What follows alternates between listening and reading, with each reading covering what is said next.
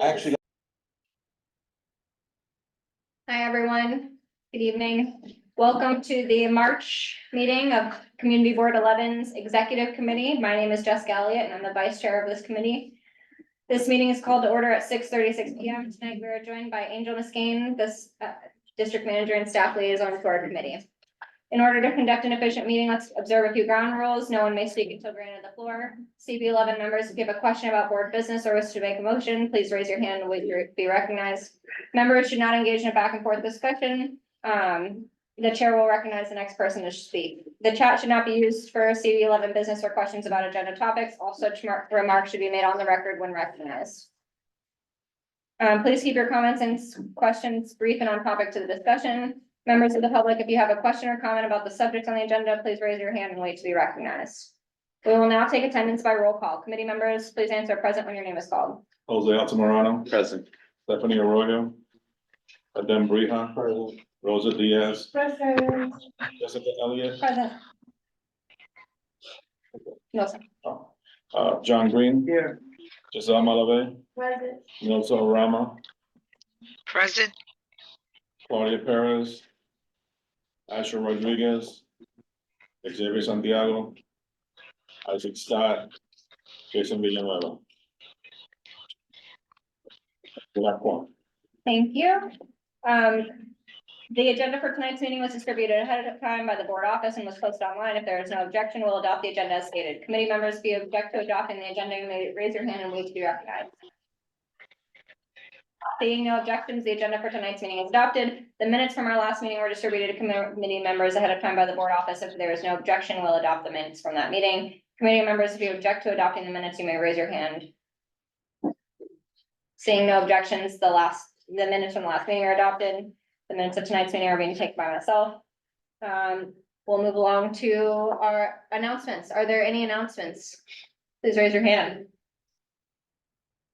My only announcement is the same announcement that I'll have at every meeting moving forward is our Earth Day conference is going to be held at the Museum of the City of New York on April 19th. And we are meeting every Monday to discuss that. So if you'd like to get involved, let us know. What time? Time TBD, but looking around 11 a.m. to 3 p.m. Earth Day Conference. All right.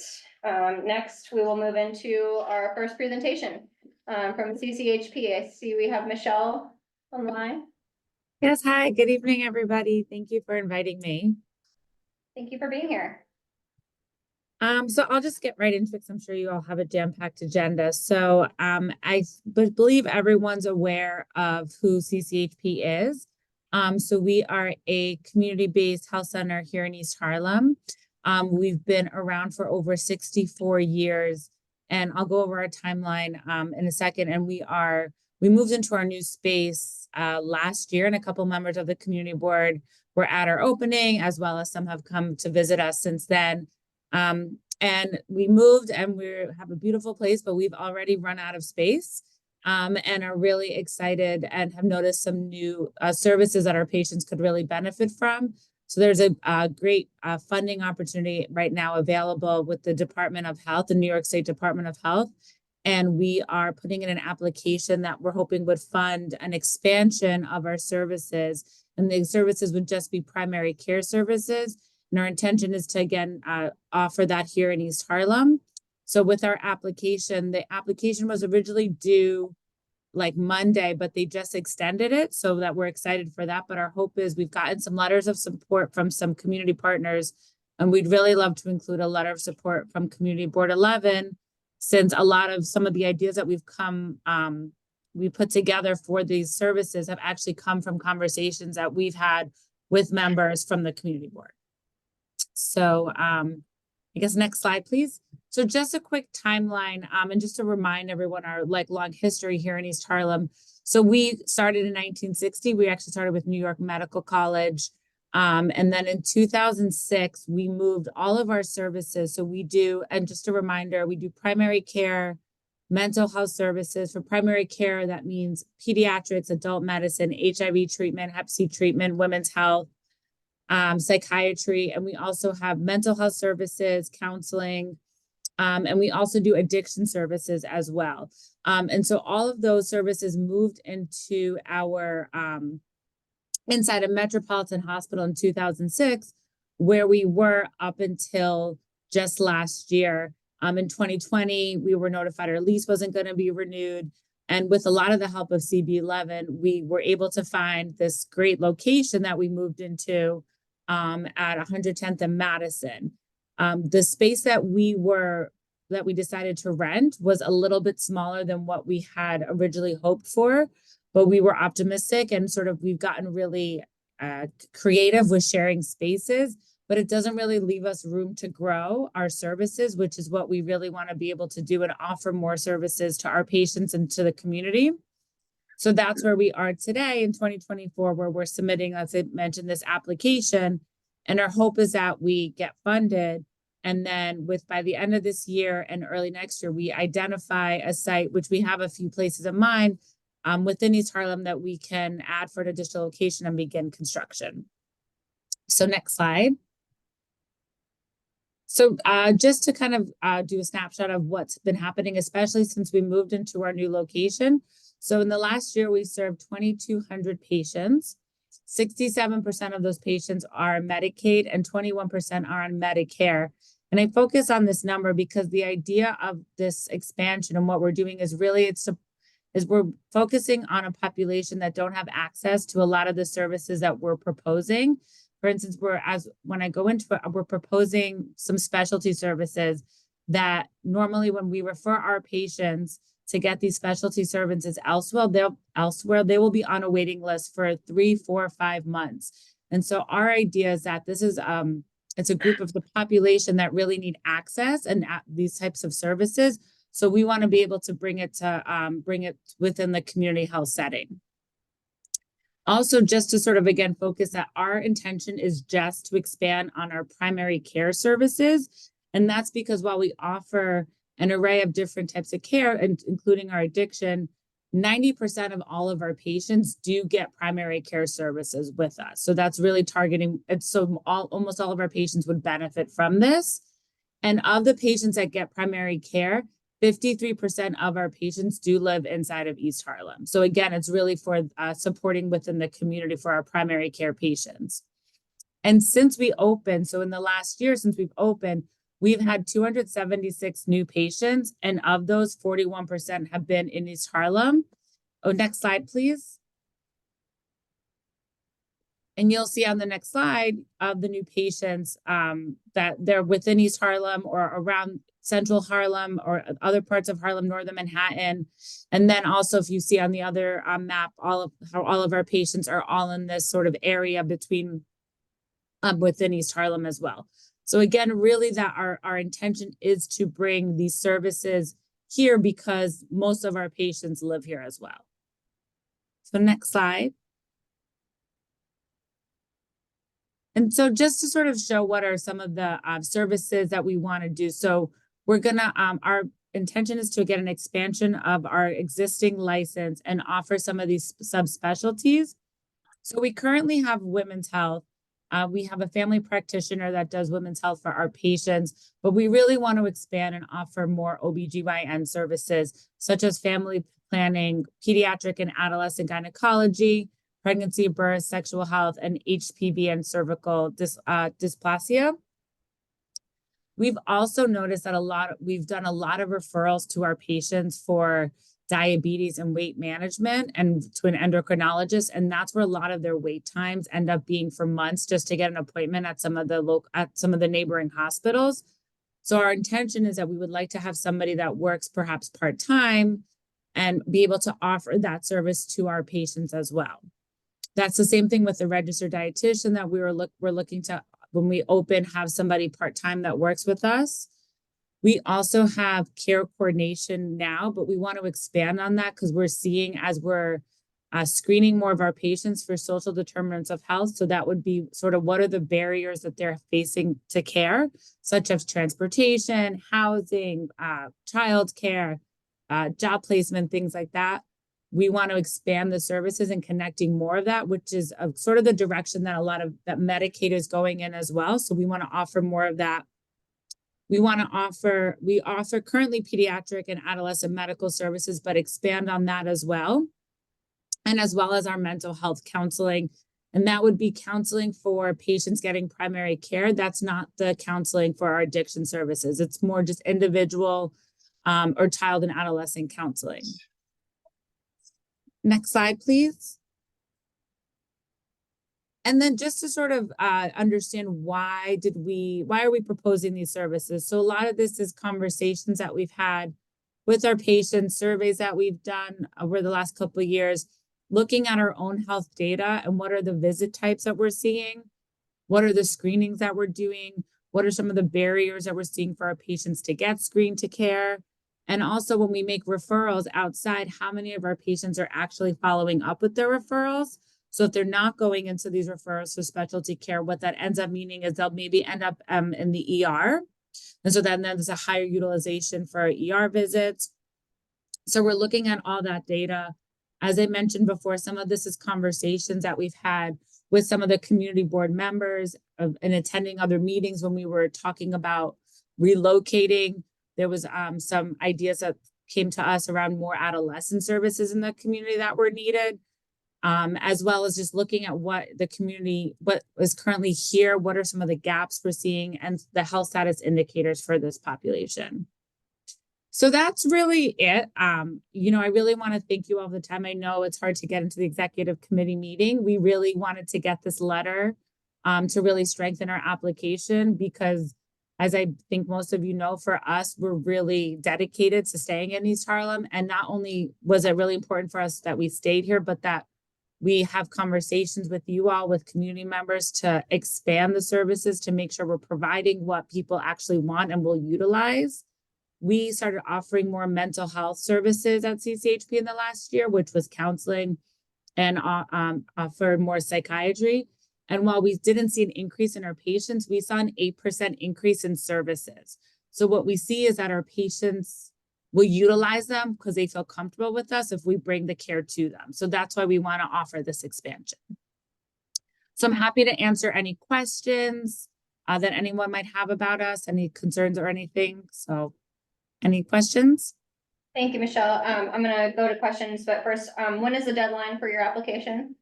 So the application new deadline is, I believe, I want to say it moved to April 8th.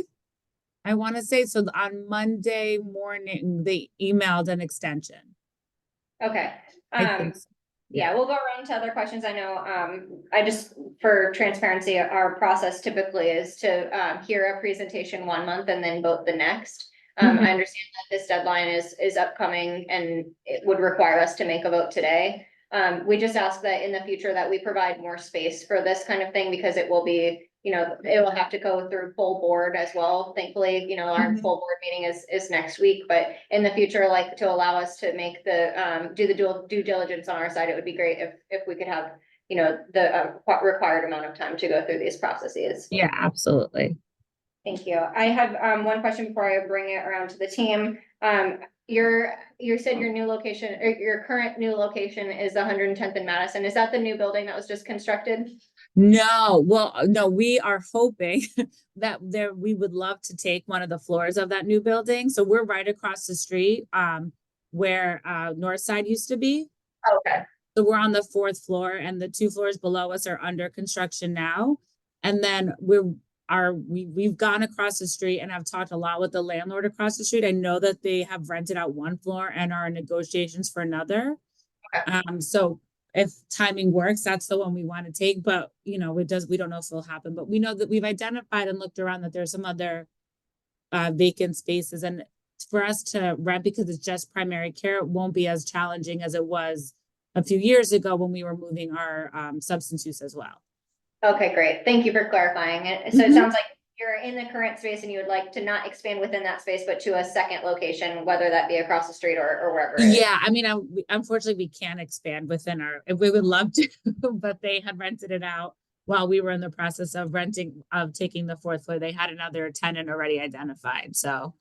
Okay, great. Thank you for clarifying. I'll go to John and then. Well, actually, you asked my question for me. Thank you. Thank you, John. Jose? You asked half of my questions. So the letter, so we're not sure where exactly the, not your relocation, your expansion will be yet. Is that correct? Yeah, so the way that this kind of application works is like our application would be due now, and then we would get notified in July, and then the funding would start in October. And so a lot of it is, a lot of part of our move would be contingent on if we can get this funding. Either if we don't get it from this one, we are gonna go to we worked with some foundations that helped us build, like they gave us money for all of our medical equipment and have talked with us about wanting to fund additional projects. So we would potentially go to them as well. It was just sort of this opportunity came that we felt like we couldn't really miss because these grants only come out every 2 to 3 years. And so we were in conversations and had already looked across the street, and we were just like, we want to jump on this. So I can't really say we would move where we would go. I know we want to cross the street, but that also has to go with our board of directors has to agree to let us move across the street if I don't secure funding. So it's really about securing funding to help with the build, to help us build the construction, because that's our biggest concern is like, what would that cost to us? So it's a grant that you're applying for. We're applying for a grant. Yeah. Based on that, you will be able to expand. Yes. Yeah. It's impressive how much of East Harlem you are, residents you are seeing at your center. Mhm. Maybe I'd be interested in, like, I'm not sure if you said that the community board did a walkthrough before. We had a couple members. I know like Xavier and Nelsa came to our open house. I know we had from Health and Human Services, they came and visited us, but would love to have anybody and everybody come visit us. I'm in our space right now. We're really proud of it. It's bright and colorful and really welcoming. I think our patients, from their experience of inside a Metropolitan Hospital and then being able to come here with everything being brand new, it embodies like our mission and how we appreciate our patients so much. So I would love to invite anybody to come visit. Anyone who's come visit knows I love to give a tour. I might take you up on that. Thank you. Please do. Please do. Yeah. Any other questions for CCHP? Okay. I used to live in that building. I can't believe I never ran into y'all, but Well, we just moved in here. So oh yes, okay. yeah. So Isaac, go ahead. Hey Michelle, will you Hi, all Isaac. be ready to, will you guys be ready to start giving monthly updates at the Human Services meeting starting in April? Yep. Or would May? Yeah, Uh, I think I replied to your email that I'll be attending, and then I have a community engagement coordinator starting. So I'll Okay. start, and then she's gonna come with me, and then she'll take over giving updates. So yes, we are very much committed to being part of that. Great. So for the rest of the committee, this was I thought this would be good for folks to learn more and hear more about what CCHP is doing, on a regular basis. So thanks, Michelle. Absolutely. Thank you, Isaac. Great idea. All right, if there are no other questions, I'd like to entertain a motion. Okay. Motion to, it's not approved, but I guess motion to give a letter of support to CCHP. Second by Rosa. All in favor? Aye. Any opposed? Any abstentions? This is Nilsa. Hello, I don't know if you can hear me. I would be present not voting because I am a CCHP board member. Thank you, Nelsa. Okay. The motion carries. All right, thank you so much, Michelle. Nice to meet you and looking forward to seeing you at our human services meetings. Thank you so much, everybody. Have a wonderful evening. Take care. Bye-bye. All right, we will move on now to our second presentation of the evening, which is the committee discussion on Randall's Island Park Alliance petition requesting the removal of the humanitarian emergency response and relief center from Randall's Island. Then we have our chair joining us, and hi, are you Donna? No, I'm Deb. Okay, oh, sorry. No, it's okay. It's okay. Nice to meet you. I don't think we've ever met in person. I think you came to the park once, right? And we did a tour? Yeah, oh, yeah. In a Okay. long time Yeah, ago, that's but it was before COVID. Okay, great. Do you have materials you want to present or? No, I think Caesar and I will just talk, Caesar, Yeah. our board member, Randall Diamond. Okay, great. Should we sit here, or would you like us to come up, or whatever? Whatever you feel comfortable with. It's okay. Yeah, please. Yeah. Oh, hi, my name is Jennifer Moore. Please call me Deb. I'm president of Randall Island Park Alliance. And I'm Cesar Guerra. I am a mayoral trustee, and I also am part of the Randall Island Park Alliance. I'm Here. board member, Argueta, ARGUETA. Thank you. And I'm also a resident in East Harlem for many years. Wonderful. So we're here today because we want to talk to you about the new humanitarian facility that is currently in Randall Island Park. I think some of you are aware of it. It is, What's that? just for a way of background, it's a 3,000 person humanitarian facility that is currently there. It's been there since August of last year, and it is sitting on 4 athletic fields plus ancillary parkland that's used for picnicking. It's right at the touchdown of 103rd Street Bridge, many of you may know, and it's a bit of a pinch point where it is.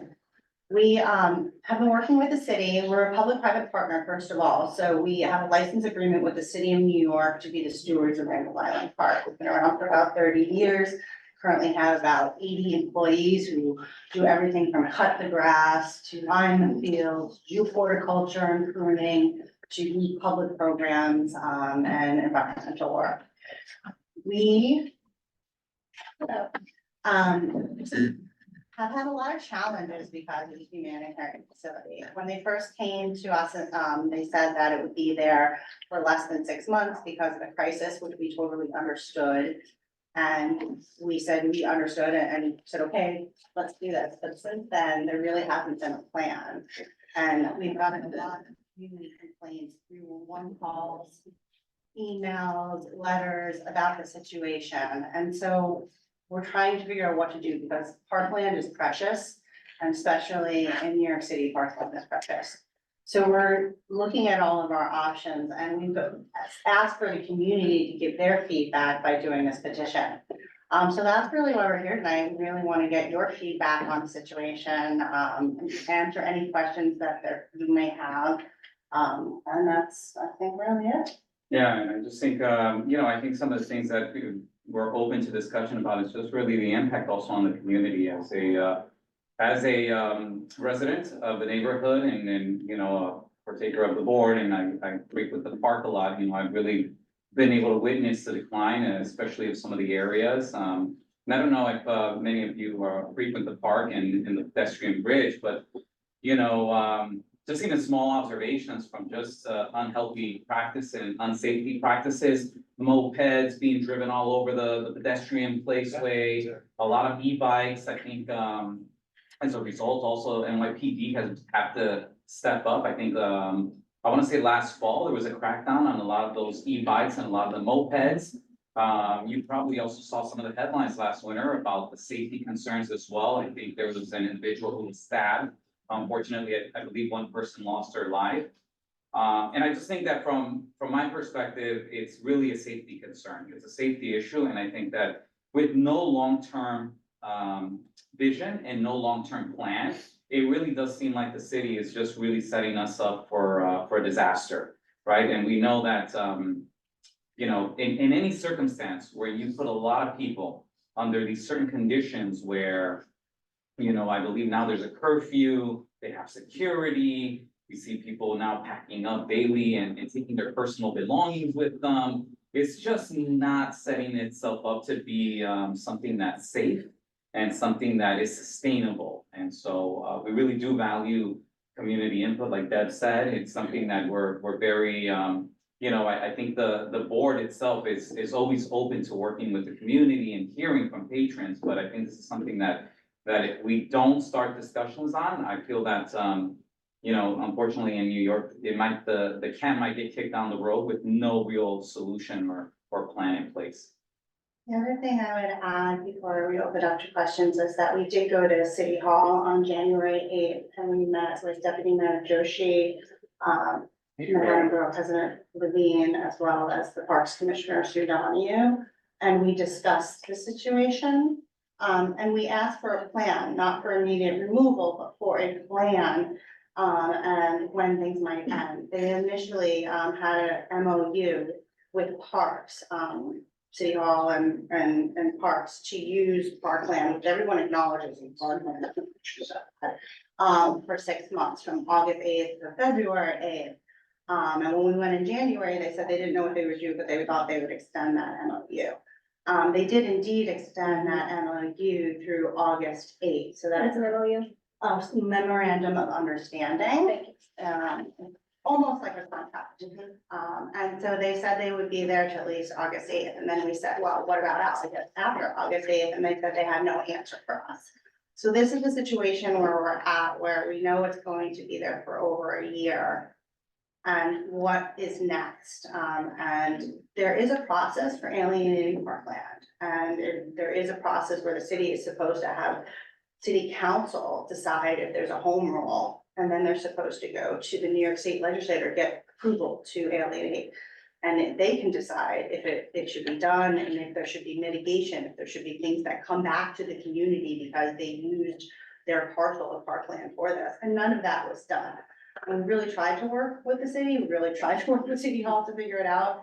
And we understand this is an unprecedented crisis, but at the same time, we understand that this is really affecting the park, our users and the community. So we asked for your input and.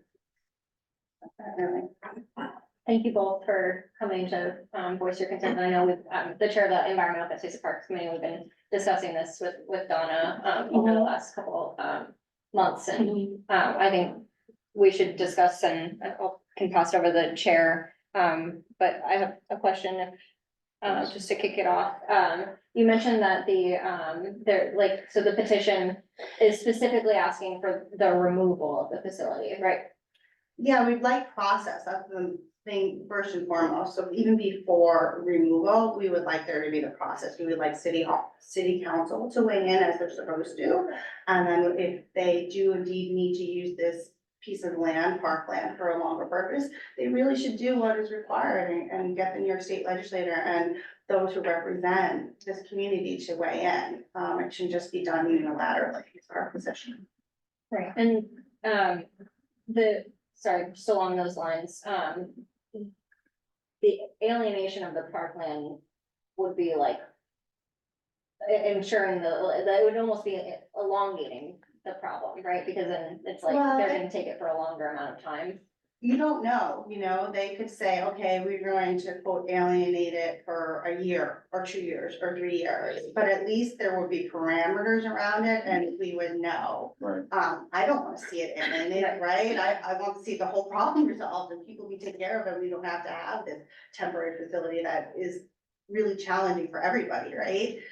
But I think it's better just to know, as like Caesar said, it feels like we're just kicking it down the road and we have no plan. Yeah, and I think in anybody, in any circumstance, we just want to have the date or the time frame of how long it might take, so that, also, the board has plans, and the board had plans to do certain things, for years. They had a 5-year plan already in place, and that 5-year plan is now in jeopardy of all its plans due to this. And so we understand that it's a very fluid situation at the same time, but I think what we're asking for is just for more thought to be put in place, right? So that we can then definitely be able to understand all the parameters. So you're asking for the impossible.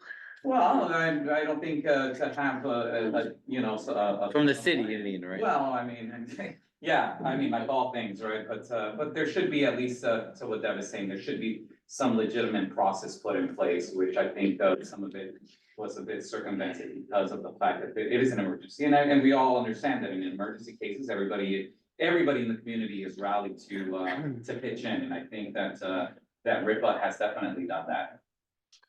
Pass it back to you, Xavier. Oh, thank you. Apologies for being late. I was at a TA meeting over at Jackie Robinson. Yes, Adam. When the petition was circulated though, was it circulated with the language for removal? It was. We eventually wanted to be removed, yes, and returned to parkland, absolutely. Okay, second question, the fields that it is occupying, do you guys have any idea of how much those fields are used by youth in our community, little league, schools, et cetera?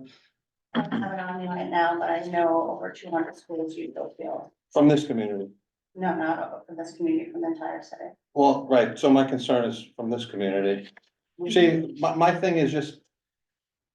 Removal sounds a little harsh, and then when we talk about parks, they're important, but when we talk about people needing a place to sleep and live.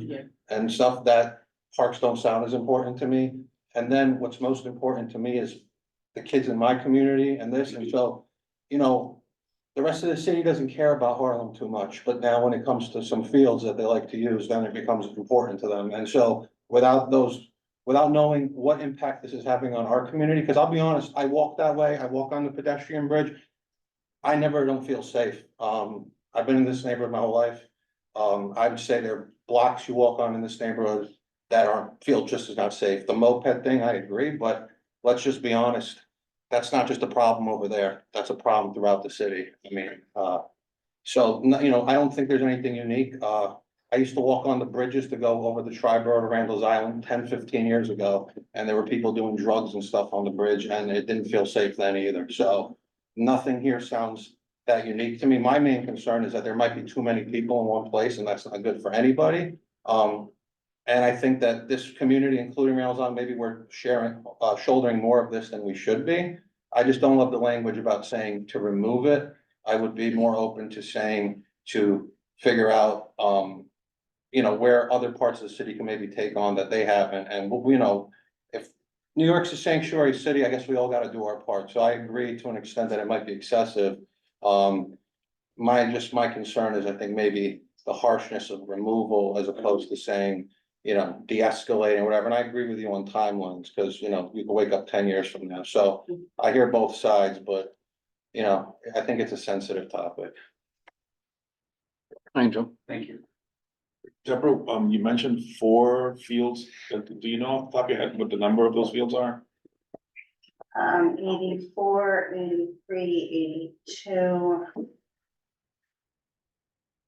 I think it's one other, I have to look at a map for the last field, not 80 or 81. I think those are all good points, and it's okay, like, we're okay if you don't support like removal, we're looking for support and that there be process, and we would be really grateful if you said there should be a process or there should be a timeline. That's what we're looking for. I will say it's also ancillary to Parkland 2, which is the picnic areas that have been taken away, which are used by this community, and those are going offline for the entire summer.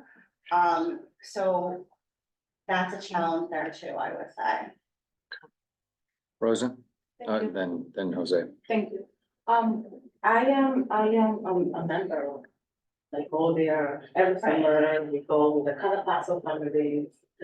We take advantage of those fields, those barbecue fields and everything. We leave it clean as we find it and maybe more cleaner. But I think I would prefer to do like a letter of support to push the city, to push the mayor, like, what are we gonna do? Let's go around the island, like in community, rather than using that kind of language. I also don't like that kind of language, because we're all human beings, we all need to have respect towards our fellow human beings in this world, right?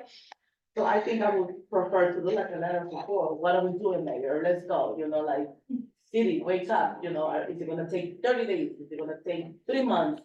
But have it in writing, because anything verbally, the winds take it. So you have it in writing, letter of support, we give you 60 days for you to do something about it. You know, something with that assertiveness that we need support. And put it out there rather than the petition, which I felt was not humanitarian at all. Okay, I appreciate that. Jose and then Jason. Yeah, this self-made crisis is definitely an issue. It affects the entire city. I do want to follow up on Adam's points. particularly, if you could, because your organization, what's the full name of it again? Randall's Island Park Alliance. And your function with Randall's Island is exactly, We help maintain and sustain and support the park, so so you work with the city and, very closely with the city. We work with New York City Parks Department very closely. We have 80 employees. And they range from, like, you'll see them with blue shirts cutting the grass or cleaning up garbage, lots of operations. Like some conservancies in the park, they do less kind of boots on the ground maintenance. We do a lot of maintenance. And we also have environmental programs and things like that. We work out at Icon Stadium, all of us. If you go to randallsisland.org, you can learn a lot about us. okay, I'll definitely follow up. It's just that I agree a lot with Don's statement is, I feel like even though Randall's Island is technically a part of our East Harlem jurisdiction, I feel that a lot of our community doesn't really get to benefit from it. You know, the tennis center that's there. You know, if we were to ask them how many East Harlem kids go there, and I'd be surprised about the question, about the answer, if it was a high number. But I would be curious if we can have that information. Obviously, we'd like to support you. I think definitely parks are important, but people are as well, and now they're here. And this is a political issue, Yeah. unfortunately. Yeah, if I can only just say this, that I understand the statements particularly about, you know, the community's benefit in it. And I think that that's also something that we discussed even in our last year's board meeting is how do we, you know, through signage, like, it's not that it's not there. Many people are just always more conscious of like Central Park, Central Park, Central Park. And even amongst my peers, when I tell them, hey, you know, like during the whole pandemic, Randall's Island was like the gemstone. Hardly anybody was going to Randall's Island. And every time I would tell my friends, I'm like, come to Randall's Island, like, let's go run, let's go ride bikes. You know, they have like over 7 miles of like bike. My friends would be like, they do? Like, what, like, people don't know. And clearly, you know, as a nonprofit, that is very challenging, you know, many times we're like, whoa, well, can we do social media ads? Can we do this? And the reality is sometimes the funding isn't there for that. I mean, I sponsored a youth soccer club. I'm not sure if they're still in effect after COVID, but for many years we were trying to get field space there and it was possible to get field space. And 100% of those kids were from East Harlem. So I do feel that there should be some priority to people like residents of East Harlem, kids from East Harlem. Something has to be done to give a priority here because otherwise people living here, you know, they kind of take the burden of the after effects of the festivals and all that other things. They don't really benefit from it. But at the same time, you know, they don't get to enjoy the park or have those kind of things, which is why I'm interested in pursuing this conversation.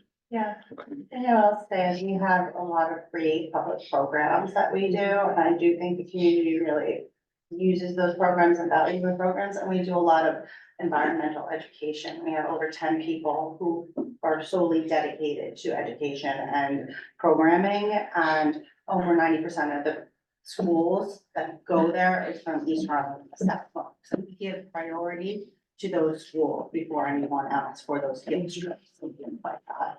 But happy to discuss that a bit more. And also I will say, we do not issue the permits. We have no authority to issue permits. It's the city of New York who issues permits. So while we maintain the fields and while we maintain various gardens and things like that, we don't have authority to permit. Okay. Jason, then I'll pass after, I'll speak after Jessica. Thank you. I just wanted to say to Jose's point that, I think that was what the comments about like East Harlem facing programming and priority was like a big topic when I first joined the community board like 5 years ago. And I think I just wanted to note that I have seen a market change in the work of Randall's Island to focus more on making sure that East Harlem is provided, you know, priority and that things are communicated. You know, you're one of the only groups that show up to our meetings every month consistently forever, and we really deeply appreciate that.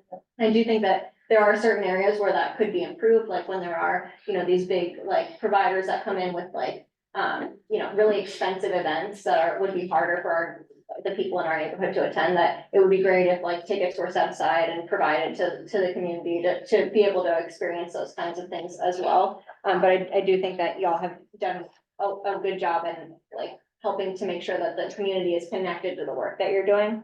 I just wanted to also note that I agree with what Rosa said when it comes to like the language of the removal, and I personally, my biggest fear is like, of course, you know, as Jose noted, the burden is shared across the community, across the city, and I've gone up to like rooftop bars at hotels and realized as I'm in the elevator, like, oh, this is a migrant shelter, like, and you know, you don't realize the impact that it's having across the city, and it's not just in East Harlem, but like, if we were to say, you know, we want the removal of this facility, then where would our share of the burden be in our community? Would they set up smaller tents in our parks and, you know, in the fabric of our neighborhood? Like, would they, you know, find other areas that aren't Randall's Island? And in that case, you know, we might say, well, Randall's Island's probably one of the better places when you look at the rest of the options in this district. So personally, I feel like it sounds like there's a path forward with a letter of support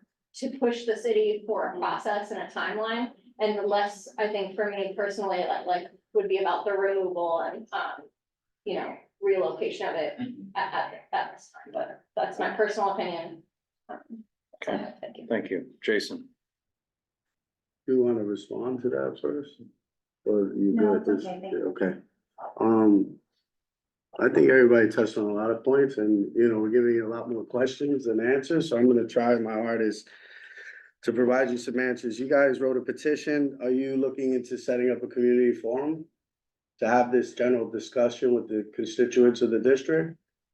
No. It's just an option. Second, you meet in parks. Have you ever been to Human Services? No, we've never had the reason to before this. I recommend that the chair there, he's probably online. I need not tell you, he's probably the best that I've ever seen, with some of the concerns that are being brought up with sensitivity. I'm the land use, landmarks and preservation chair, therefore I'm a little bit more technical, so I'm not as sensitive. So I understand you want to preserve it. And that's what I'm hearing. You want to preserve what parkland you already have. Not you personally, but our district, our That's community right. I mean, already has. And there's a big drive for us in our committee this year to work closer with nonprofits within the district to pretty much have that discussion, right? Not necessarily just for parks, but you know, for landmark preservation. So I definitely recommend you to ever, should you just show any interest, to come to the committee. So these are all solutions, right? And here's my last caveat would be I'll give you two more. One more, I don't know if you met with our council member, Diana Yala. She's the deputy speaker of this city council that we're talking about. And I know she's very well equipped with mental health and human services and the challenges that are going with housing. But I do know she also has interest in the youth and the engagement with the community, which I agree with Jessica. I used to be on youth and education, and I was very familiar when you guys weren't presenting to the point that you were always presenting. And I've seen the increase. So I think that to Jose and Adam's point, you providing some metrics allows us to better facilitate a conversation in advisement, which is our capacity to multiple constituents. And the last two pieces would be, and I hope this is all recorded so you can look at it later. I gave you the deputy speaker. I always think jobs is a great conversation for nonprofits with constituents in the district. It shows interest in investing in our members of the committee, in the community. And you have the economic development chair right next to you. So I would definitely start having those conversations to figure out how we could place some of our residents in these positions that are being affected. And my last piece, Chair, if you don't mind. Oh, yeah, of course. And I don't know if it exists already, so forgive me, it's been a while since I looked at it, is if there's a cab. A what? A cab, Community Advisory Board. Oh, we don't have. maybe in your interest, I, because we cross collaborate with a lot of, as you probably heard earlier with Milso Rama being a part of, it assists. We probably have a board member already, Vice Chair, I'm not familiar, we already have a board member on there. board, but I know the cabs allow a little bit more flexibility to have these general discussions. Haven't looked into it, but just one day ago, I know you all had reached out to the community board about a project advisory committee for the shoreline. So that's not necessarily a cab, but That'll be a great project.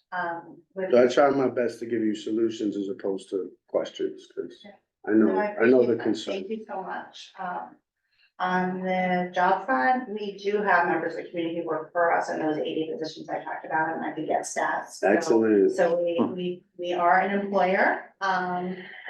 With Councilmember Ayala, I did talk to Elsie about this situation, and so we had a conversation, which we all agree is super challenging and no easy answers.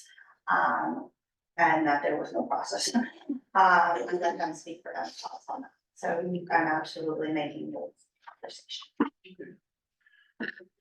Are there any other questions or comments? Angel, do you have anything? Sure. Before I chime in? Since you asked. Mm-hmm. So what I'm curious about, petition and stuff aside, I don't know, is, what the experience is for the migrants that are being housed on the island, like what's their day to day, like we've heard community concerns and we see, press saying this and that and the other thing, but that aside, I'm curious to know like what their, and I know you guys don't operate it, but what their experience is, right? Cause if, we can sure imagine if we were in a position like them with, little recourse, what do I do if I'm there with my kid? I'm gonna do whatever I have to do to feed my kid. So then, like that then kind of informs some of the activity, right? So if people are driving the mopeds, they're not driving them for kicks, they're driving them out of, kind of employment. Not whether they're driving them responsibly or not is another question. Yeah, well, But still, but you're right, but still. So my question is like, from what you've been able to observe on the outside, since you're not operating, obviously. What is being brought to the migrants there, right? Other than just fingers pointing at them, not by y'all, but by others. Like, are there, activities, being provided for the families that have children there, for the teens that are there unsupervised that have nothing else to do? Every single teen before, every summer here in East Harlem, before the hurt, was even thought of, as soon as it gets hot, the teens, lose their minds. So you can only imagine, in this particular situation, right? So is there, Jose mentioned the softball, soccer thing, like, are there activities, like athletic activities being set up, like you have access to park, besides the ones that are impacted by the hurt? Have you noticed or have you offered any activities for the people that are there to help kind of mitigate what it is what their lived experience is, which is nothing short of traumatizing, I can only imagine. Maybe I'll start and then. Sure. Yeah. So I've had the opportunity to be inside the facility twice with safety meetings. And then many times outside, which is where I also have outside. Yeah. It's, for facts, it's 3,000 people facility. They don't have families there. They're doing single adults. In the beginning, it was mostly all men. Now we see a combo of both men and women. They're always at capacity. It is really challenging in there. I maybe you've seen the videos or pictures, but basically you could touch each other's cots because there's so many, because 3,000 people. I think it's no good for anybody to have to be living with 3,000 people, clearly, right? I went there a week after the young man lost his life because there was a stabbing in the dining hall. I was in that dining hall a week after with the security who is hired by Health and Hospitals, who has the contract. I was with TAP, I was with it. Anyway, I'll tell you, it was 21 degrees in that dining hall. It was so cold that I stayed on the left. Now, this was like January, but it wasn't good, like, it wasn't warm, it wasn't what you would think, and this is where you eat. So I think it's really challenging, I wouldn't want it for anybody. I would say our board has been really empathetic, like, when they came to us, we said yes. They came to us and they also told us that they're gonna put 2 others in other boroughs, right? And that never transpired. So we'd be super grateful at this point, like, it's not a good, see, you talk about what you've seen too. Well, I mean, I want to address 2 things that you said. So the first part is what are from observation, what are the living conditions? And I think what Deb is saying is true. I think it's extremely stressed. I think it's like, we're probably like, when you're, packing so much powder that eventually there might be, and that's the fear, that there might be an explosion of some sort, because too many people like that just brings about an unsafe condition. Personally, I've also witnessed that many times during the day, and the gentleman over there who spoke, who says he goes on there, probably seen the same thing, that, individuals pretty much pack up all their belongings in the day, and you see them rolling their roller boards through the grass, and that's also just speaks of, people don't leave their stuff there. They pack up every day, they take it with them, they haul it, and then they bring it back. So you can only imagine that maybe even they're scared of that and all that other stuff. There is also beefed up NYPD. So, to me, unfortunately, it does seem like I'm a Marine veteran, so I know what it's like to live in the field. I know what it's like to live in very harsh conditions.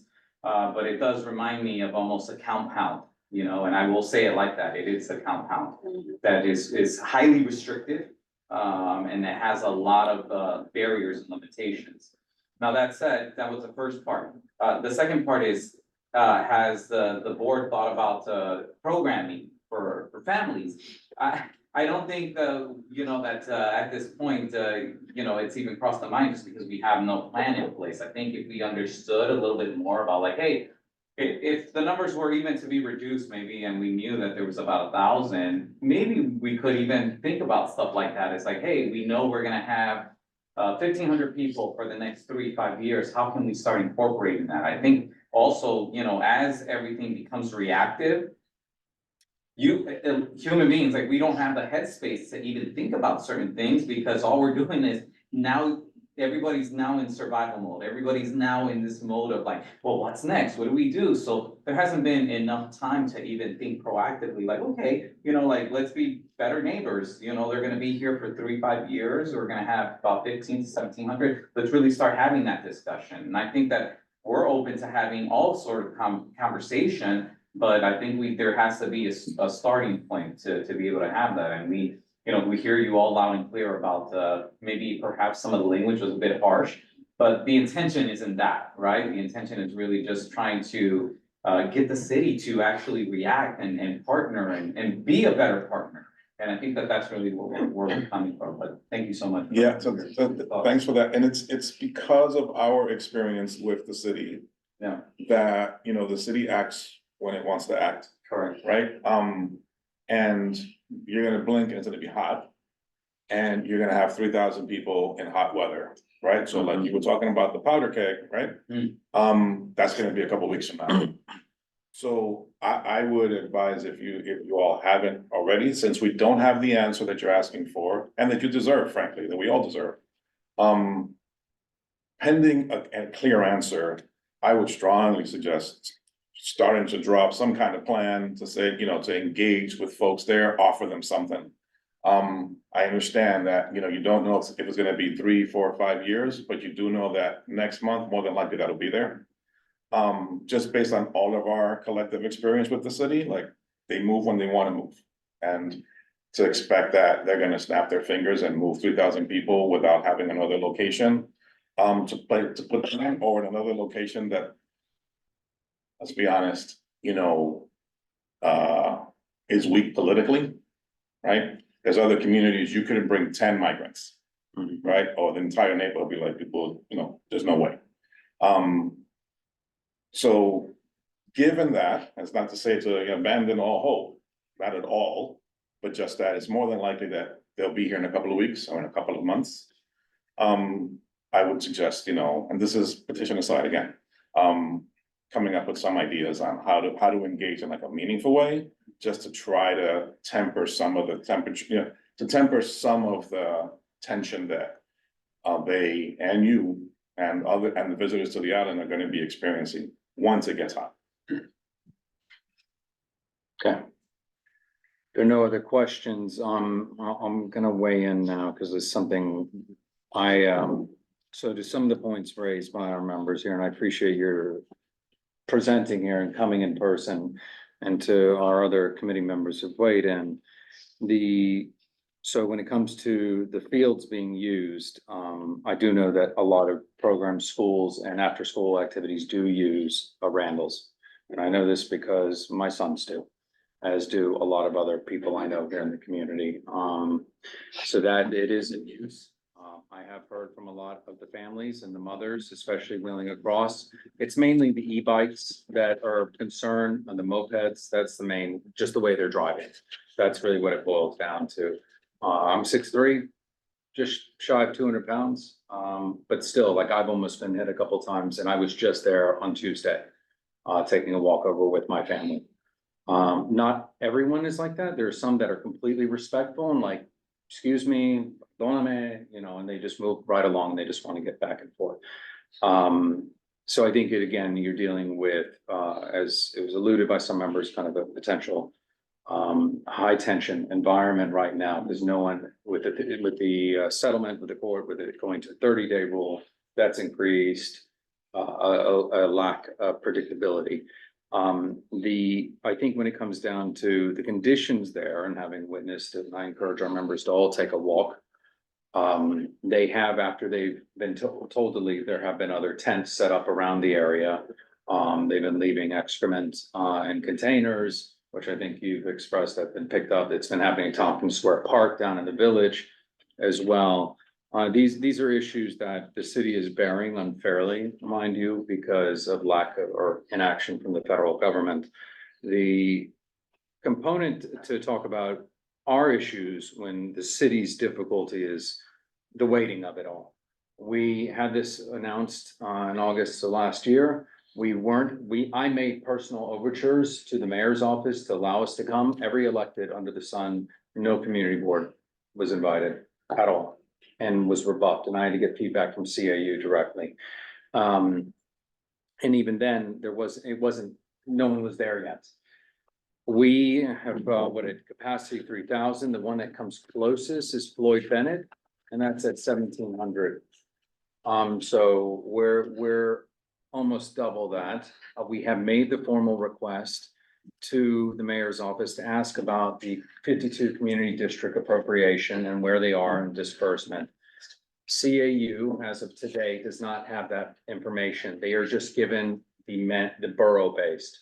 So not even our CAU knows which borough has what, which is problematic to the point, and we need this information to help us weigh in. So to your point on process, they're denying us process. And because again, it's not expedient and urgent for them. Also, case in point, and just doing the research over the course of time prior to this meeting, we have found that there was an award of $173 million to a hotel association to disperse about the equivalent amount of migrants across Queens and Bronx and various hotels. So again, not situated in one community district, but across two boroughs. So we need that information for us to, if we were to take a hard position. But what I'm hearing from you is if we can get an answer on information timeline, so we know whether or not this is an equitable allocation for taking care of a tenable situation. I think that is a more reasonable position for us to say, let's begin a process. You've punted. What is the plan? Because we'll be a year in. This is what we're hearing. And so we need to be able to not fly blind. And right now the city is denying us the instruments and information from said instruments to actually make a determination. So I think if this committee is willing to have that conversation, to say like, look, we need the city to give us a timeline and a process and information, that I think is a discussion we can have, and I think would be the first step before calling a hard line. Although, you know, the federal government we know should be stepping up and doing more. We all know that's why we're here. So failing that, and then the state not doing its part too, we know the state's not doing its part, so what do we do but other than work within the law? So that's, that'll allow us to get to a more tenable solution. Now, in talking about, just a side comment to the permits, I know you don't give permits, but now we have less ball fields for everyone to apply for permits. And it's a first come, first served basis, and that's a city rule, not a community based. So that's something we're having, and I know people that have been denied permits now because everyone jumped on this with the expectation of this extension. So that means our community loses out because of a resource we once had access to. But again, in looking at the human side of it, how do we navigate this? Because we can't process the asylum work. Like, this is, and thank you for your service, it's triage. Yeah. We're in a triage moment. Exactly. And coming off of the fatigue of COVID. So, engagement with the community is helpful, so that's helpful. So I want to say thank you for being here. This is a very difficult conversation to have for all of us. But I think at the end of the day, to Angel's point, and thank you, there are some communities you wouldn't see this, and just being a borough board, I can tell you CB8 does not have near the volume. And that's something we discussed post-meeting, is that there's certain community districts that are not. And again, why? That's the question we have to ask. So, with that, there's nothing else. Central Park, great launch. So I want to thank you. We'll now turn in to have, if there are no other comments or questions. The only thing I would say is we indeed would be grateful for lack of a better word, a softer approach, asking for process, saying how parkland is important, and just asking the city for a plan. We very much would appreciate that, Okay. if that was on the table, and that's all. We don't. Thank you. I think that's a reasonable request, and I appreciate being here, and I'm gonna shift us over to have that conversation. You're welcome to stay. It's public, but No, that's okay. Yeah. Let you speak and have that meeting. If you have any questions or anything, you know where to find us, we will circle back to you. I appreciate you just being here. So thank you, just to keep us moving along so we can have the conversation. Absolutely, and I can get you some stats about our employment and our events, and we're coming out with, something on the table here. Thank you, thank you. Thank you so much Thank you, for your Deborah. service. I'm just.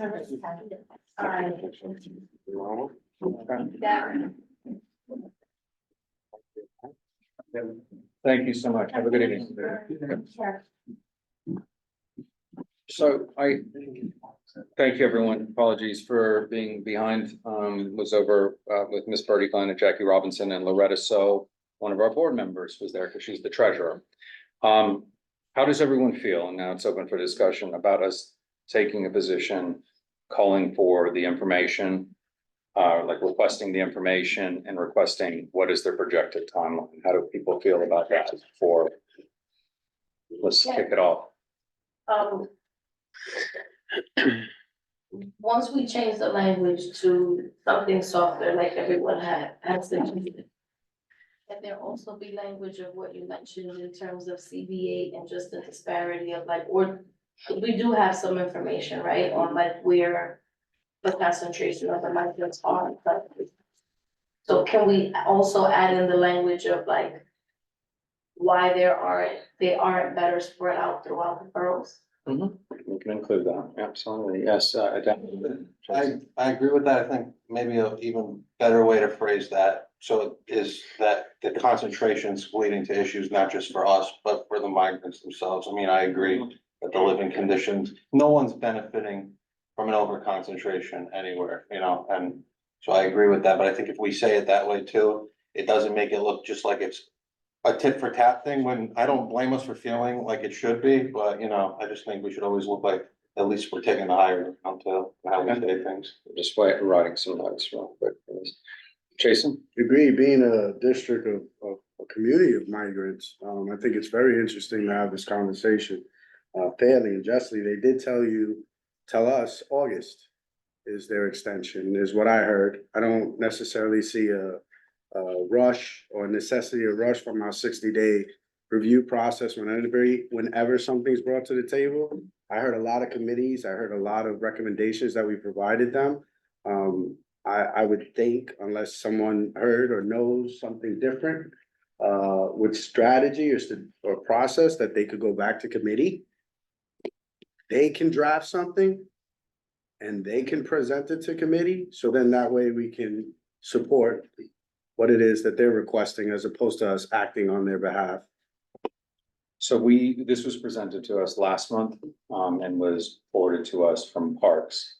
So that all the members of this committee or leadership of the board can take a position and work with that. So they made their initial request for it was a hard removal. But we can take a position. So this is the committee where it's going to sit as executive. Got it. So they submitted a letter, you're telling me? right? No, they made a request for a letter to support the removal, what their petition was calling for. So they have now pivoted and said that, listen, because there's been a lack of process, we'd be happier with a softer approach calling for information and process. Now, we can draft our own language calling for that, which we have done in the past. So what the discussion, so there's not this is the committee where it lives, so it's not to kick back to, like, say, Parks, for example, because it's touching on all of our committees. So this is where it will live. Now we can get the bullet points and then either decide on that tonight, or we can decide on it next month, which will be April. So the choice is ours, but this is where the discussion is. So I've heard, just so we're on the same, all on the same page. So yes, Jose. I had the same question, but I missed last executive, so Okay. that's on me. Cause I thought it was also there, but if it's here, then I don't think we should delay it, because now we're kind of, what they've done the due process, and obviously we should make the changes that we think are, because I also agree with that change. I think we should ask for the city for clarification as to timelines and all this, but asking for removal isn't, it's just not the way to go. That's, this is like defund police again. It was just defund police and no plan. But there has to be a plan for If you don't 3,000 mind, people. I agree with you. Unfortunately, Yeah. our district needs for the last 10 years, the number one issue has been housing. For sure. And it's continued to be housing. Whether the space is, I'm not, whether the space, it is a No, I had the sensitive same topic. concern. I had the It same is a concern. sensitive topic, whether the space is utilized for migrants or other disenfranchised or challenged human beings with our district. I think that's still a conversation to be had. I'm not gonna tell them how to manage their space. But as it's stated, you guys have already been in discussion in it. So it would have been a little, interesting to see some. I would like to tell them how to manage their space. I want more. Oh, you don't need internal both, participation. but Okay, I see Nilsa's hand up. Nilsa. I know, so. Nilsa. Hello, everyone. So I agree with all the comments that I'm hearing. I too feel that, realistically, to find another place right now to remove the hurt just makes it seem like, as Jason so aptly put it, we are a community of immigrants. And so I think that whatever we draft has to be really thoughtful, that it really comes from us with a bird's eye view of what is the community concerns, right? So, for a while, Randall's Island, Park Alliance and the area did not service our kids, and programs were not as readily available for our kids. I'm glad that there's been more of a shift, but the fact of the matter is, even if that was removed tomorrow, the community itself may not get the benefits that it always should have had, and access to Randall's Island, in my opinion. Now, the question becomes, how do we write our concerns? And when we say that it's not, that we're overburdened, right? More than our fair share, like in many other things. And we talk about where migrants have been placed in other boards. I think an idea might be to consider where the city could look. As we know with the sanitation garage, the city did not look anywhere, or every option the community board gave them was not a good one or wasn't feasible. So if we are looking to event, Nelsa? I think we lost her. Nelsa, we've lost you. that we suggest. And I think that we should, whatever positions we have, we should make sure that we understand what the other politicians in this community feel, because we usually voice an opinion, and then when it's nice to be unified, but then some Nelsa, Is it creepy that I know what she's saying? That means pretty much everything we've said. Nelsa, chief. not Thank you. Nelsa, yeah, okay. Thank you. Okay, all right, thank you, Adem. I think another thing that concerns me is just sometimes the language that people come in here and the way they talk to us. I was just thinking about something when Nelsa was talking. And I forgot her name, well, I think it was Deborah, right? She said, when I asked her about like the schools in this community, she said 200 schools in the whole city. I should have followed up with the question, if the rest of those communities in the city are so concerned about losing this park space, would they be willing to take their share of migrants into those neighborhoods and repurpose buildings? But they come here, they tell us how other parts of the city are losing things, but the question is, are they willing to sacrifice anything then in return for that park space? And I just think, if I'm gonna be honest, like, I just feel like we're constantly getting disrespected in a lot of ways, and we're letting our good nature and our feelings, because, you know, at the end of the day, we're like, who are we really hurting, right? Like, we can make a stand, but then we're like shooting ourselves in the foot, and it puts us like, I just feel like we're always being put in a bad predicament in this community, to be honest. You know, like, and, you know, I think we're all good people, so we're gonna do the right thing. But I'll be honest, when I hear stuff like that said to me, I don't really wanna support any letter that person brings in here. If I'm being honest now, and Xavier, I'm sorry to say, the only reason they shifted is because we made them shift. Because if we said we'd sign that letter to remove, they were gonna run out with that letter. They had only reason was because that was the only thing they thought they could get out of here. Now, I appreciate them bending or backing off because of that, but they really had no choice. I mean, they didn't come in here and say offhand, our language is too harsh. We let them speak, then when we all spoke, then they were like, okay, the language is too harsh. So I really, I don't feel like that actually went well at all. So Jason, Now, Chair, as I provided them solutions, I would try to hope to do the same for us. I loved what Angel stated to them, black and white, and that was for them to propose a plan. Those of us who work heavily with the city of New York know that it's 10 times better to come to the table proactive as opposed to reactive, which is what they're asking us to do. We're reacting to their sentiment. We're asking them for some documentation. We necessarily don't have that. I think some of the whereases that our fellow committee members have brought up are just in the sense of, you know, this, it provides this, and let it be resolved that this plan that they provide to us proactively allows us to kind of maintain our unbiased rule of thumb in the sense of still engaging on their behalf for our district. Second piece, and I don't necessarily, and Angel, correct me if I'm wrong, or Xavier, I know I'm usually am. There doesn't take anything away from the engagement with elected officials, as it was brought up by Nilsa, to happen now.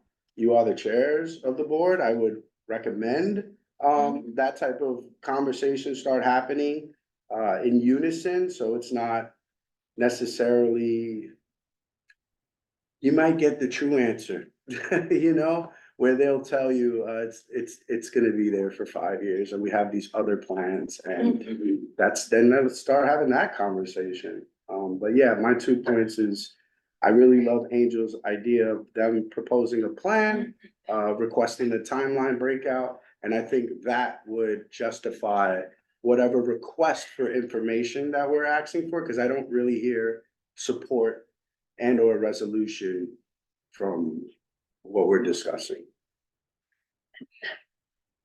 go ahead, Jess. I was just gonna say, personally, I would hate to vote on a resolution where we don't have it written out for something this important, but I would suggest that we spend the next month or however long it takes to get the wording right. before we- Angel? Yeah, this is one of the ones we have to put our adult pants on. So it's very easy to trigger us with, you didn't give us enough information. That always works. Or you gave us something we didn't ask for, that always pisses us off. However, we're all grown. And we have to look at our fellow men that are on that island, that are not being well served and are in a predicament not of their own making, and we have to be caring. Yes, the island is being impacted. Yes, the fields are being impacted, and I will not minimize that in my comments. However, there are people there that need to be helped. It's just like everybody in the homeless shelter needs to be helped, and everybody at these clinics needs to be helped. We've had the other conversations a million times. My issue with the way that this has been done by the city is that there's been no communication at all from the beginning. That engenders ill feeling. And there's no reason for that to be done at all. Like, it's very easy for the administration that has this responsibility to say to its constituency, which is the entire city, we are seeing tens and tens of thousands of people come to our city, and we have a responsibility to do for them. And this is us trying our level best to do for them. And it's gonna require taking over hotels, it's gonna require putting perks in parks, it's gonna require all kinds of stuff.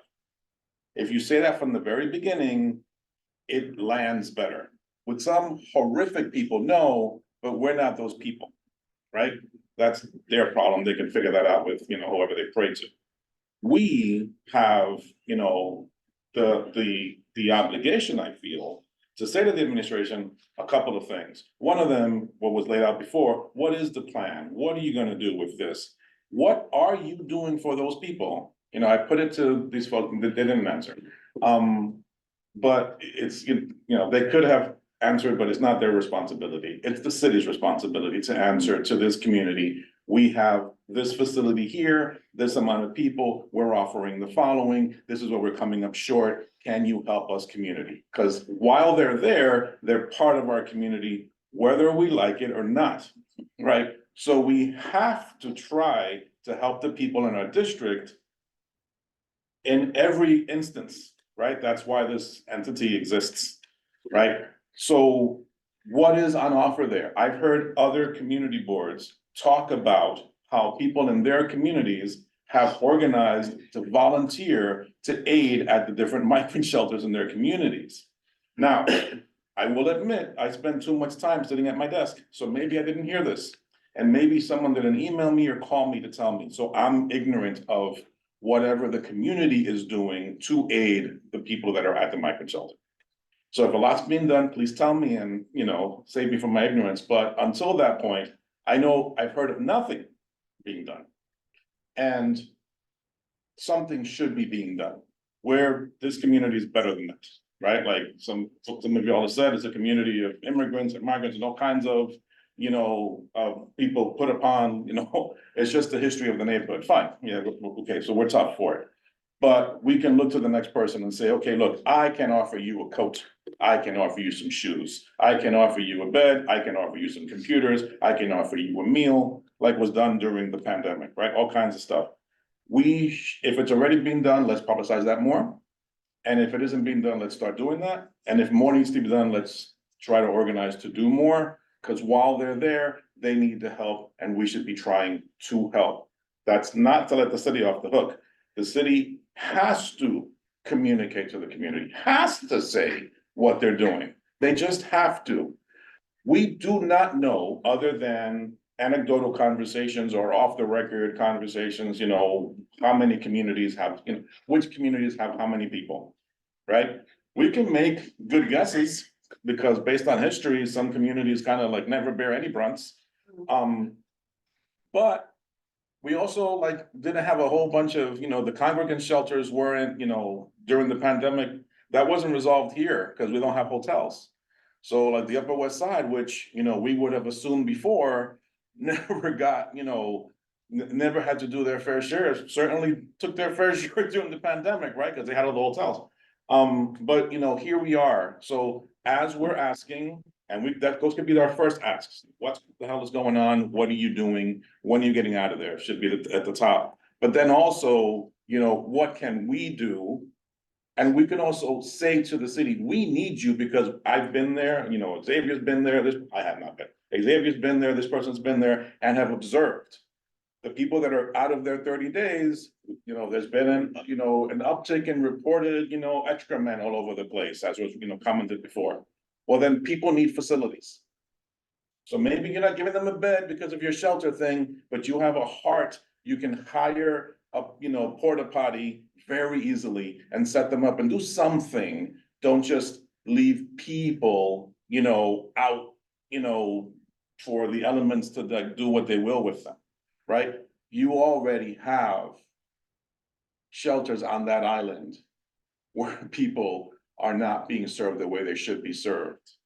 And to double down and repeat the mistakes or the shortcomings of the history of the neighborhood on that island is deplorable. So of course they shouldn't be doing that. And of course they have to answer. And to my comment about the politics before, it isn't a comment on the elected officials. It's a comment on the responsiveness of administrations after administrations to communities like this. If you're poor, if you're, if you're communities of color, if you don't have, if you're not strong politically, you're ignored, right?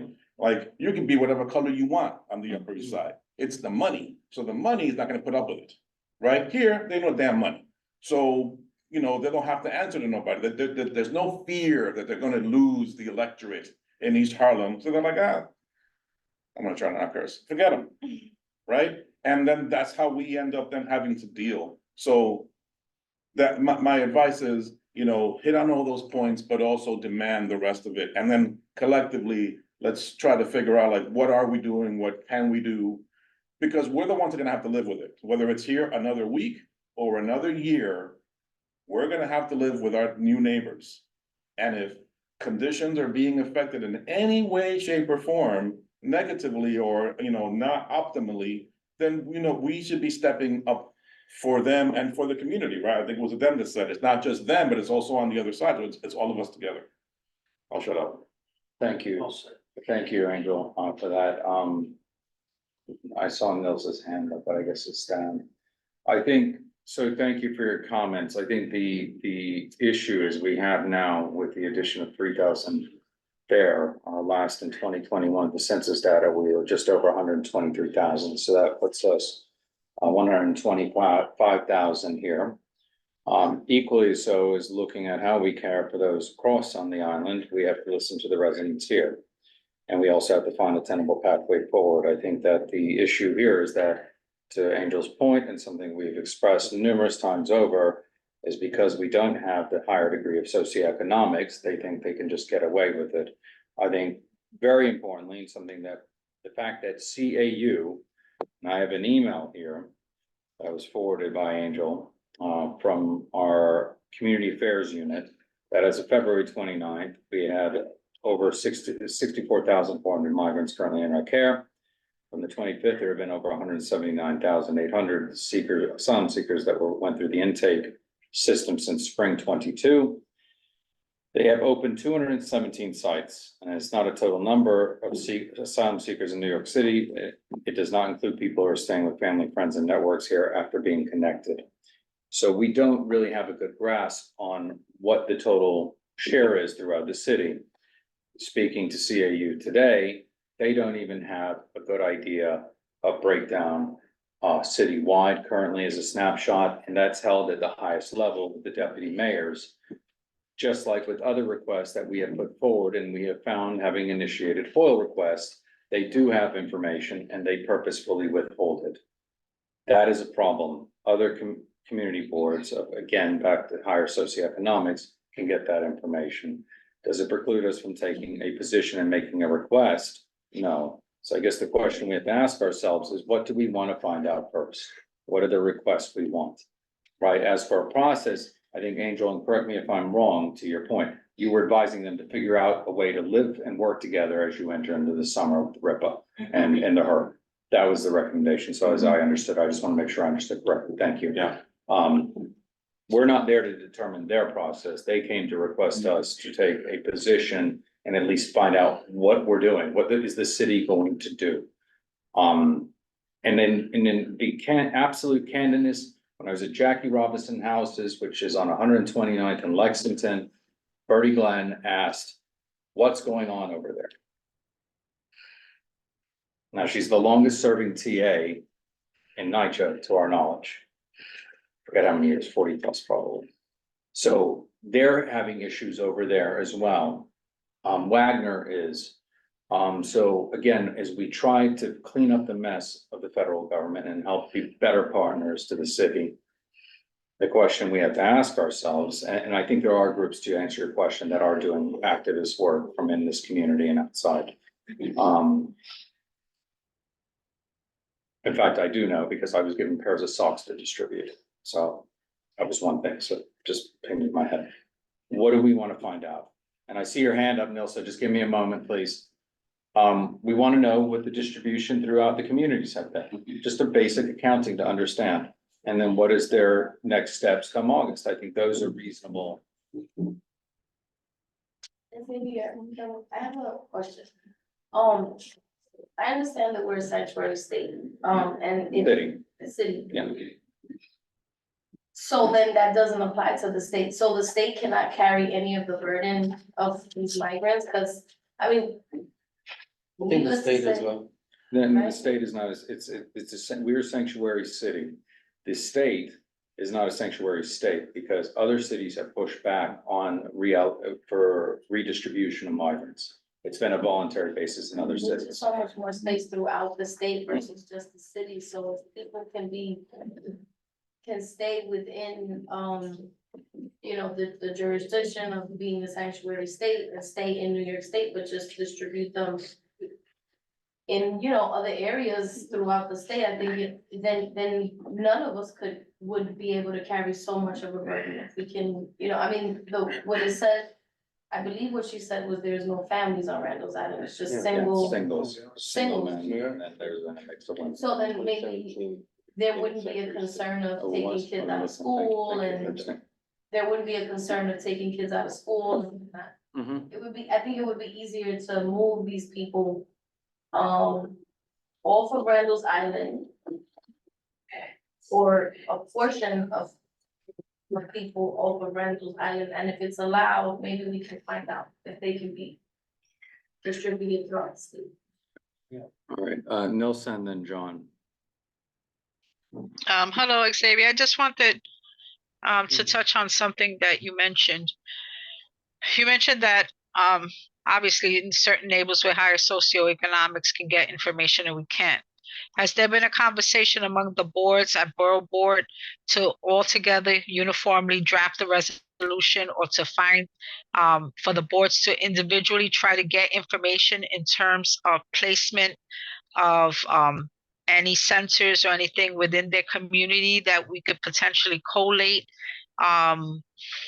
based on the fact that we can't certainly get some information, but if other community boards can, and if we can consider having like a discussion with the other boards to potentially come up with one resolution that everyone adds on, that in the past, when you have like, at least the 12 boards here, plus any other boards within the city, that might help the mayor see that this is more of a concern, not just of one community or two communities, but it's a concern throughout the city, which can affect his base of operation.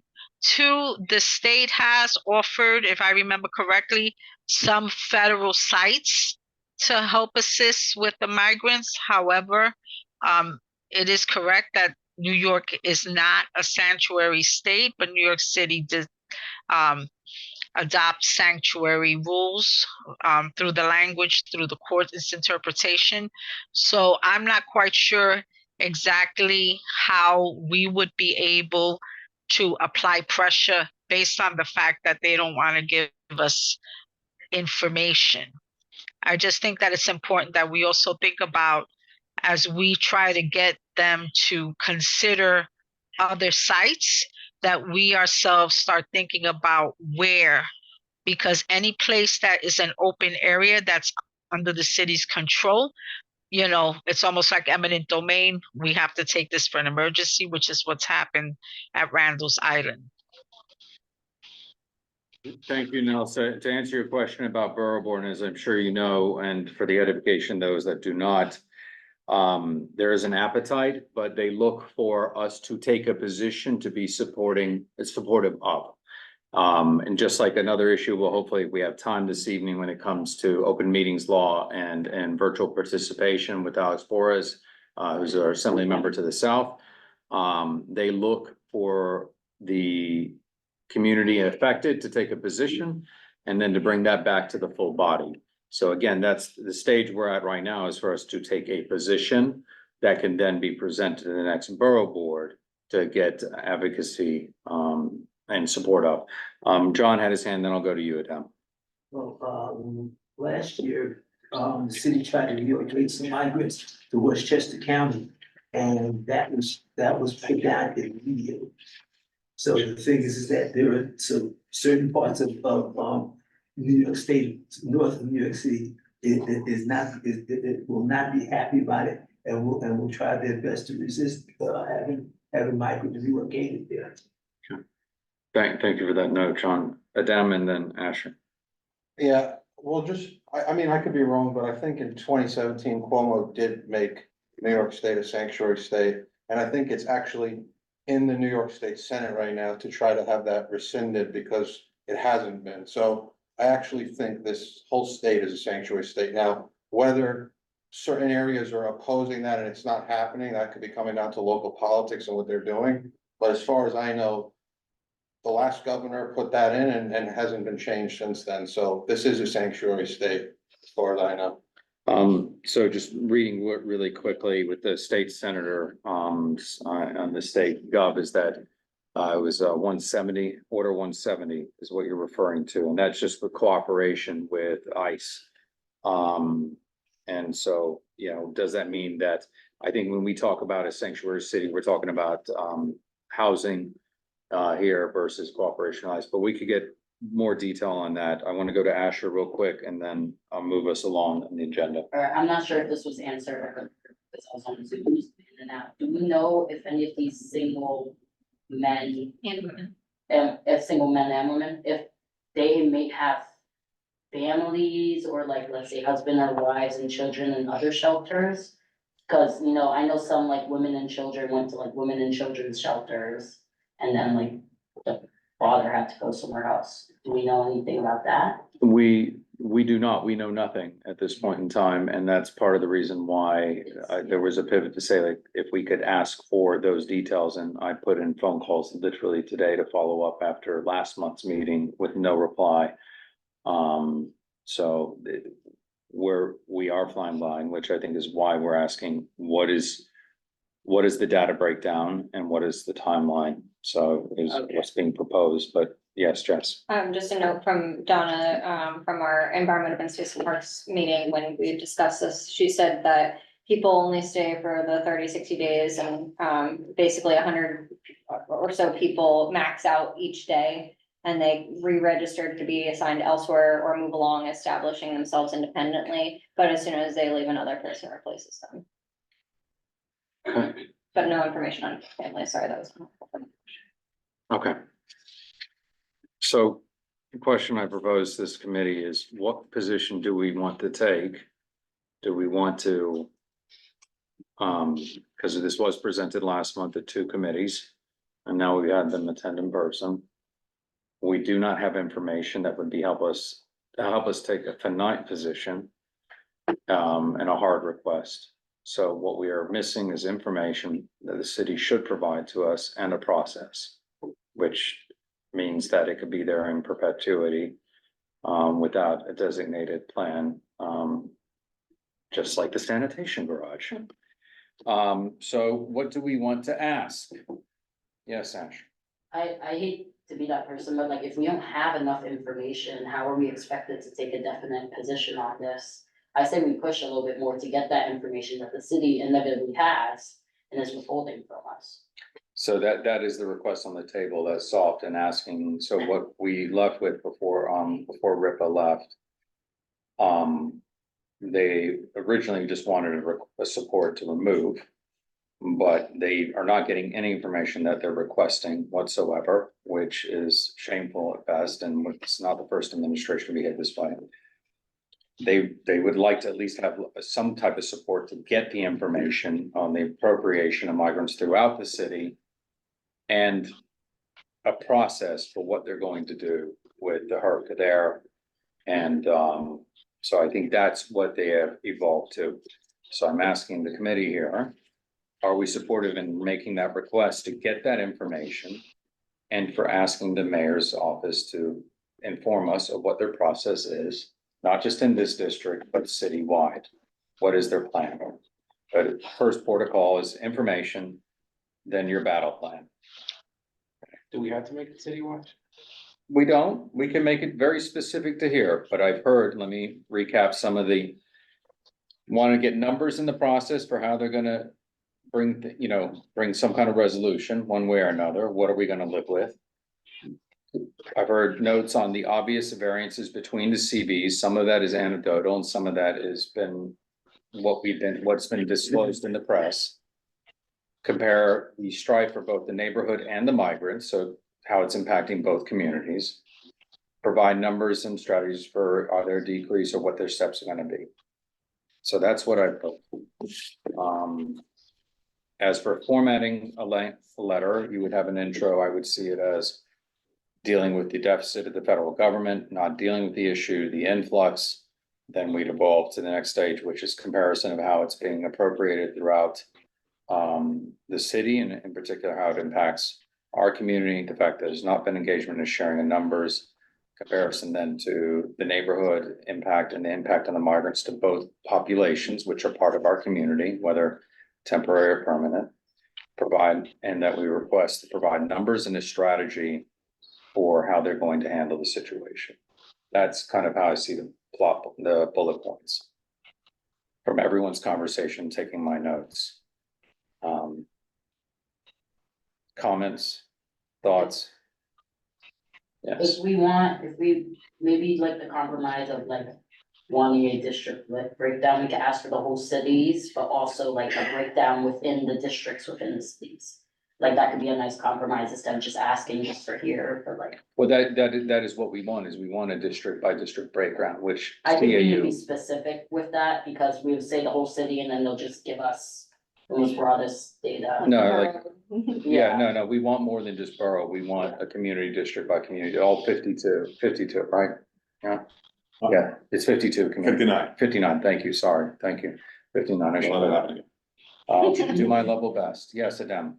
I support that. I think I'd support us voting at least on passing this tonight, because if the whole thing is for us to get more information to then make a informed decision to take some kind of action or a real position, why would we wait another month just to ask for the information? So I'm for that kind of request tonight. Okay, all right, Nelsa? Yes, I agree with them. That's what I was gonna say. I think that we also have to definitely stress somewhere the lack of transparency, right? Like, when this initially came about, there has been no invitation by the administration for the community board to be more involved. I think Angel brought up a good point. We really don't know what supports these migrants are getting, the community involvement. Are we involved with assisting? Have there been any thoughts of how we can support and give services? Because we don't know, other than being given a place to lay their head and some services, what they're really lacking besides everything that we could potentially help with, that will also help alleviate our fears, whatever fears there happen to be of the unknown of who's there and what's happening, if we don't at least try to assist in some way. And I think that, we have a good think tank here within our board. We have 50 members that can almost come up with a plan in itself for this community, at least to be able to provide some guidance as to what we're thinking in terms of the HERC. Thank you, Nelson. Yes, Jess. I think just personally, I think if we're gonna vote on anything tonight, I think it should be the most succinct request specifically for the data only, and that over the next month that we should draft a resolutions more specific to all the various points that have been raised, because my concern is we're here at executive, full board is next Tuesday, and I don't see, our committee necessarily putting in, overnight work to get the language 100% right ahead of a vote at full board. So if we were gonna just simply ask, like a very short resolution that says we would like the following data, and that be it, that we spend the time over the next month with something more substantial. Jason? Forgive me, why can't you just write a letter and I ask can. a question as the chair? Why do we have to do this formal process? Am I missing something? We want information from, it sounds Health and Hospitals, we want information from the mayor, right? I agree with you, trying to get into position and without doing the necessary drive. I'm hearing human services issues. That's probably, that actually trumped my whole concern about preservation, with now actually taking into account that they brought up that these people are eating in 21-degree weather. They're telling you that human beings are being treated lesser than human beings. Which is why. And I think that's being attested to. We don't know. I'm not there.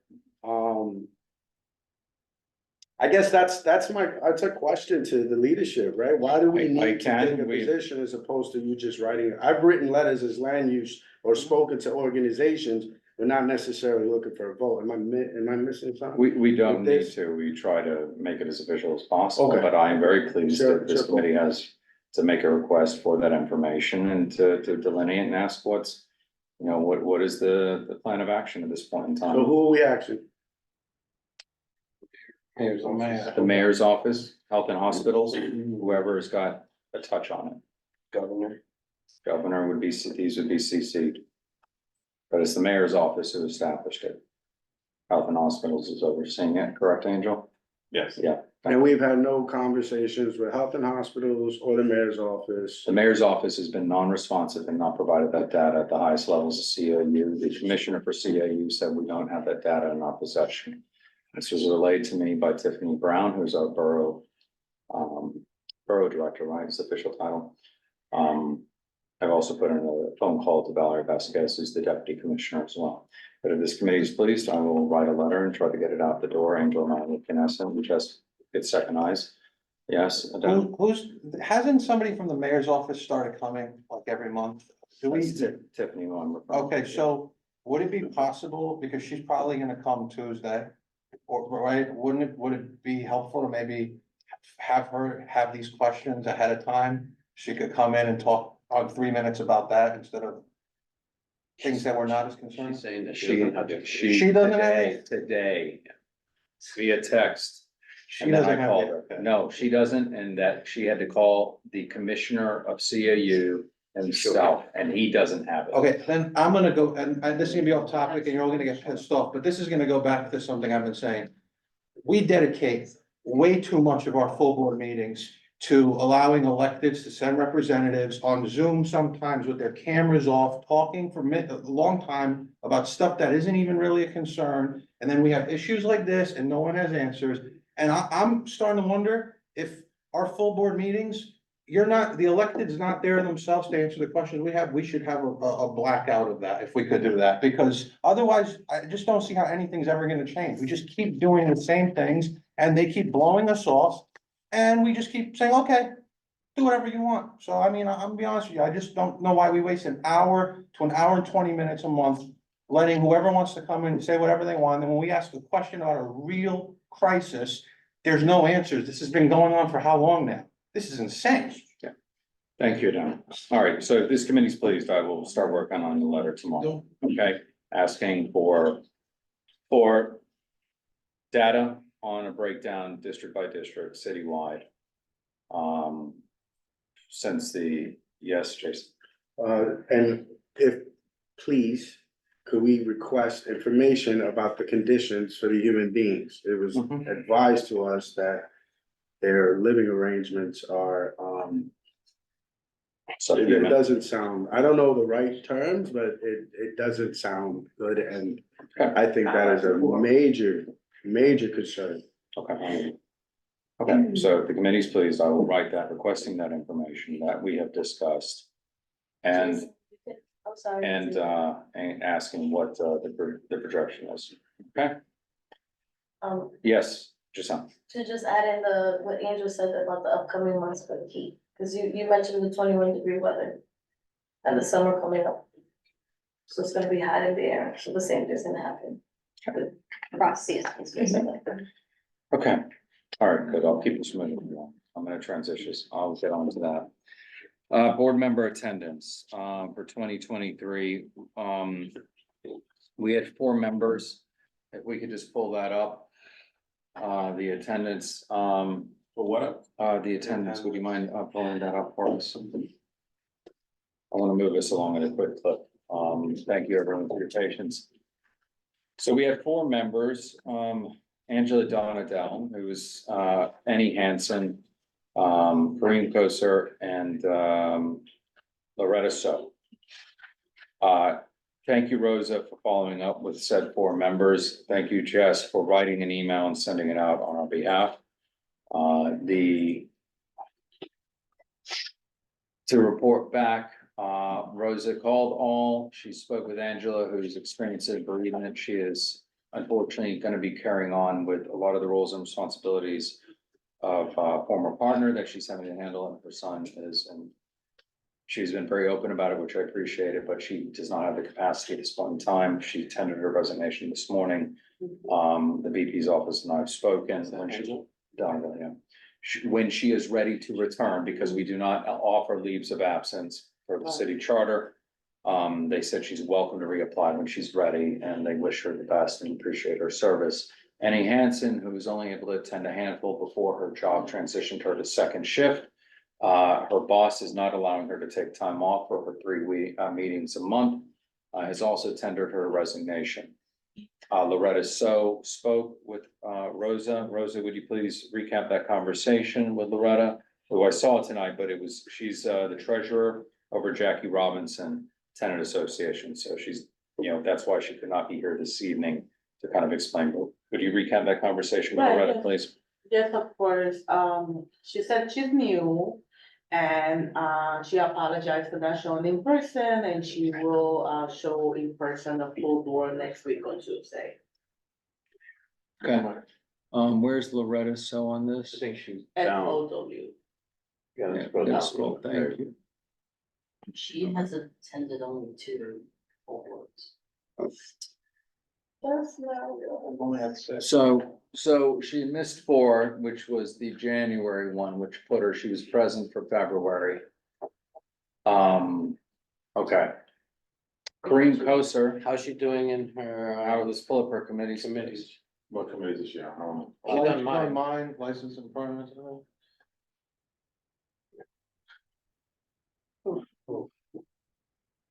So she has been attending some meetings in person. She was at my last meeting, I know that.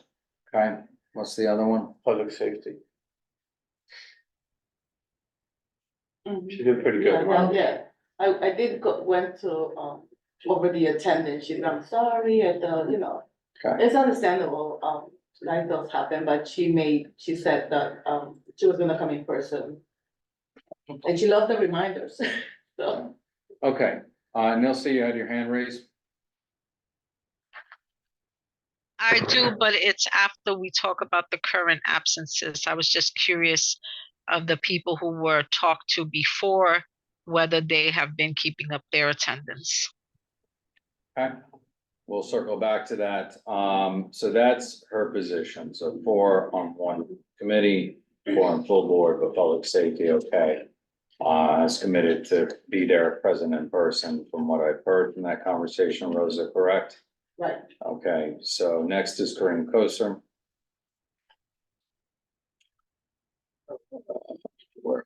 He's never been here. Yikes. Who is that?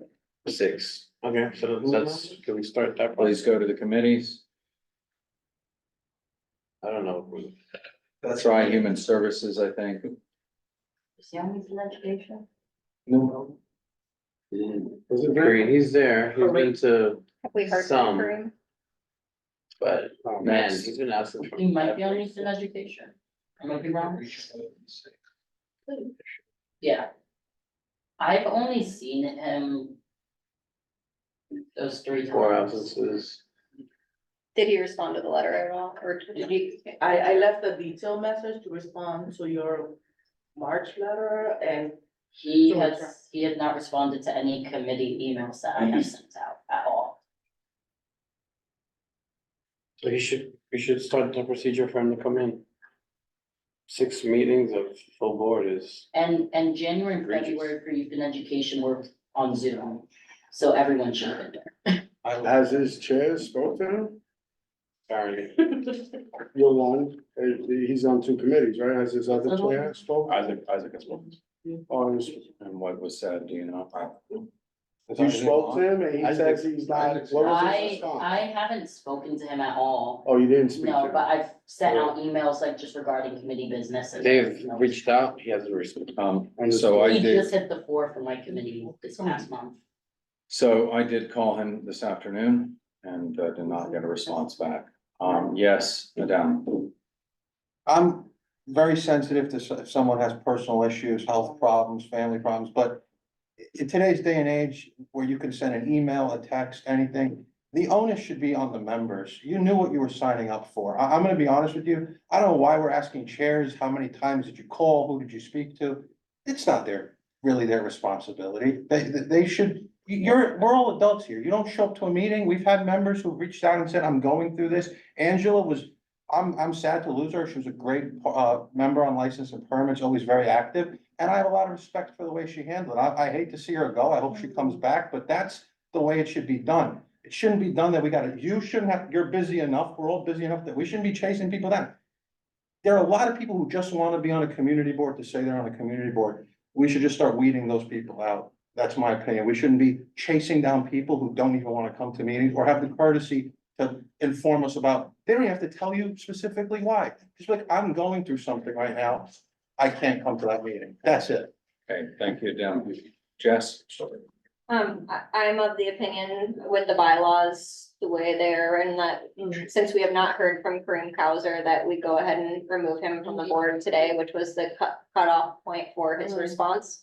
And I agree with Adam that we shouldn't, have to explain to members when they should show up to meetings, but I'm willing to, allow Loretta, so since she responded in time, to come to our next executive committee meeting to discuss, what her situation is, to see if we would, have her continue on her service. Okay. So is that a motion you're making to begin the process with Kareem? Motion to begin the process to remove Kareem Kauser. I'll second that. Second by Adam. All those in favor? Those against? Abstentions? Motion carries. Loretta, so we're going to send her a message to ask her to come to executive next month, correct? Yes, Okay, we don't need to take a formal position on that. and then Annie and Angela, we said. They have resigned, so they are moot. All right, Angel, have there been any others that are at risk to date, other than the aforementioned? Just excellent. I know in my committee, I think Malik hit the threshold this month but I think all of his reasons for, like, he missed for a family funeral, I think. Also the full board. She's fine. She's on the cusp. Dawn, no? Thoughts? Just every budget meeting, she's also on housing. She's missed 4 of 5 health.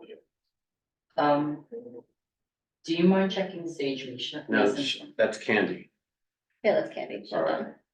And, yeah, and then yeah, she's good there. Who's? Annie's- I resigned though. Okay, so Candy, Candy is in housing, she has 4. Yeah, I can't do all of them at the same time. Just go one by one. Yeah, I'll wait. okay, so let me, so Annie's moot, She resigned. Candy, we need to contact. Who's that? Dawn, we need to contact for housing. Who's that? Alicia has resigned. Just that's for Echo, Vinny has for Echo. Is that a new for Vinny? Yeah. Yeah. Okay, we need to, hold on. Sorry, okay, excused, yeah. So we need to contact Jessica Morris and Vinny. Environment, I think it's just Malik. just Malik, need to contact. Consider elections. Jose. Jose, tomorrow, I move. Oh, I'm not there yet. Who's? I thought for sure. Looks like Isaac has one. Oh my God. Isaac, oh, Isaac, if you're on, you're in trouble. Jason, John Green. Watch yourself, John. Not three. I thought I was there for sure. I don't think we need to write Jason, he's here. Always looked exactly there. You try. All right, who's the other? Go back. Annie is leaving. Who's that other? Isaac, Jason, and John Green. And they're here, they know. It's all right. Angel? What does I'm always here. How's it? what does the, sorry, no, what does, Just keep going. Stay. What is what? excuse me, what does the red, highlighted Means they have, mean? it means they're in a threshold. Missed them. No. You didn't know I was a ventriloquist. Oh, she knew. Right, right, you see the name, Yeah.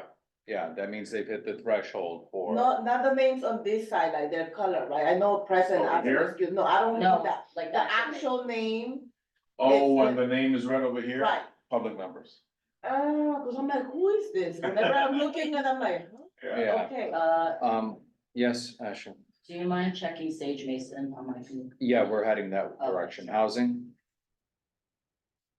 Who's got five? Annie's left Annie's already. gone. Candy again. Candy got a contact. Oh, that's two Human for Candy. Services. Like 2 committees for county? Yep, two committees. And Jason is on. It's okay if you're on the cusp. Oh, it's on the cusp. We're just looking. Is that Alicia? She resigned. She's gone. removed. Everything is good. Land No, use. Candy. Ooh, Candy, that's three She's for on three Candy. committees? Oh, no. I four. thought she peeled off of one committee. No, doesn't look like it. You gotta Not figure this out. one, because she was late. Licenses. Ooh, Loretta, Jordan's not on it. Jordan's not on, and Beverly. Beverly McFarland. And Loretta. All right, so got to contact both of Loretta them. over towns, oversight, nothing. Well, Safety, those rebels. I got a few. Hold on. Jose bundled his. Yeah, I like to keep my guys together. Could you just highlight and then scroll It's down? Carlos, Wanda, Sage, Claudia. All right, they all, huh? Who what? Lisa, yes. Yeah, they- I don't recall why you come to that. Sage and Claudia. Claudia, Wanda, and Carlos. Next, youth and education. Who is that? Okay, and then Kareem, who we've taken a position on, and then Annie is no longer. Okay, alright. All right, so those will be contacted, just have them come out here. I'm gonna read out the names. Yeah, go ahead. I need Okay, to I get have some. Candy Vivas Vasquez, Sanders, Jessica Morris, Vinnie Torres, Malik McCullough, Isaac Scott, Jason Villanueva, John Green, Beverly McFarland, Carlos Diaz, Wanda Hopkins, Sage Mason, and Claudia Perez. Was Sage what's on that list? He was on, the public, Oh, it's the other one. yeah. Alright.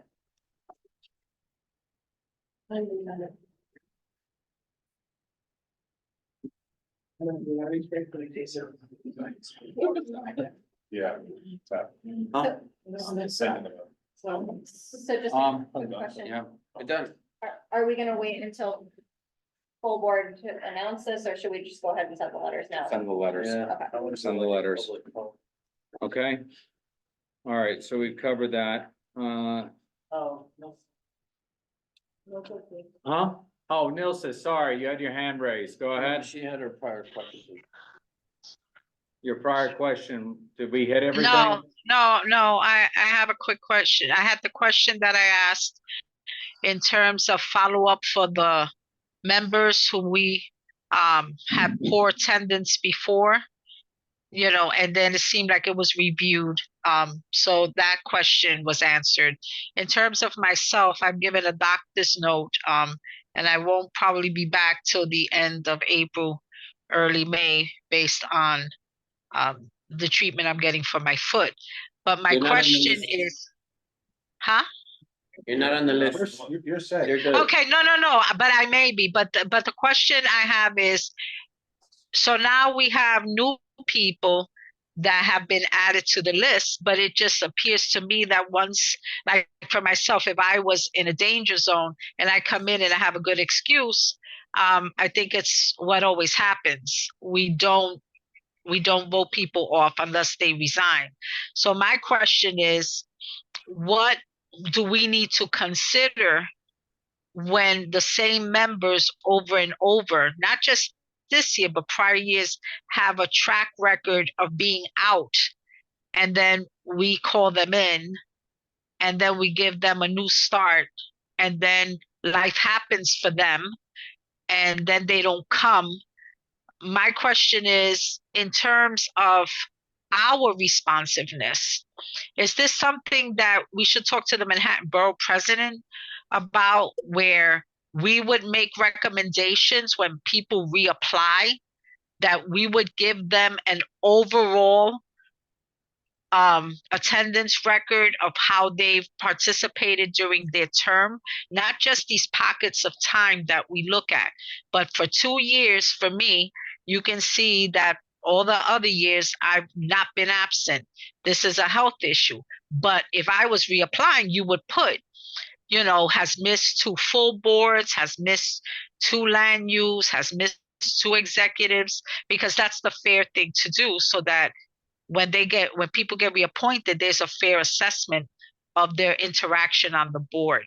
It's just I have a question, because we go through this all the time, every year, and it always seems like it's the same members and new additional members that have an issue with compliance. Okay. Thank you, Nosa. Jose, you wanted to say something? But I think we're being proactive, Nosa. In past years, this never happened. What we're doing here in executive, and I've been on executive for too many years now. We never did this. We did not want to do this, and now we are actually doing it, and we're doing it month by month. So I think that we are taking the steps. We don't need to wait for the borough president. If someone is egregious and they do it, we forgive them once and they do it again, I think then we take the step to have them removed. And we removed someone tonight. So, I mean, I think it shows that we are progressing in this particular state. Okay. Just Yes, super Jess? quick, just because I think Loretta So is now gonna be attending April's executive, all of these people will also be invited to April's executive. That's gonna be correct. Correct. These emails should go out, some point this week. 3 minutes. Okay, any other questions? Nils, is that your old hand?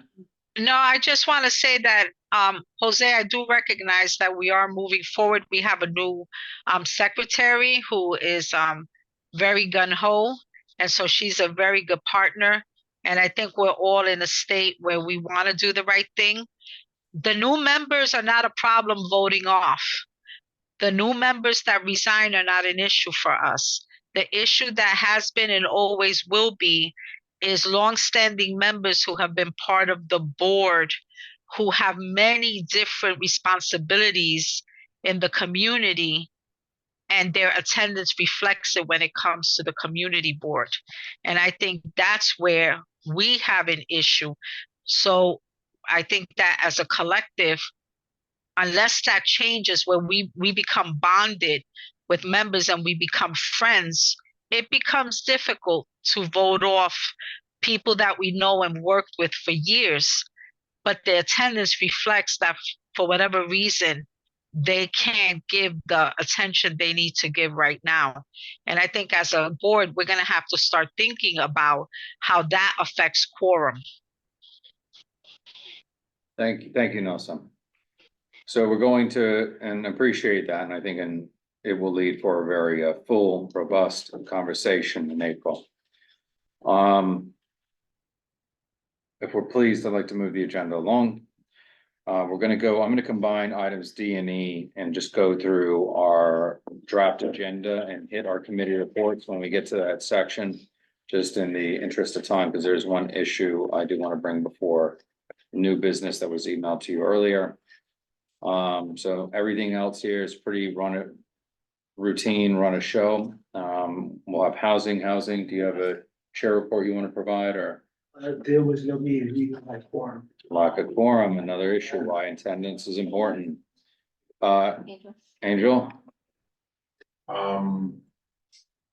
Yeah, this is a massive problem. The housing committee has either not had quorum or canceled meetings.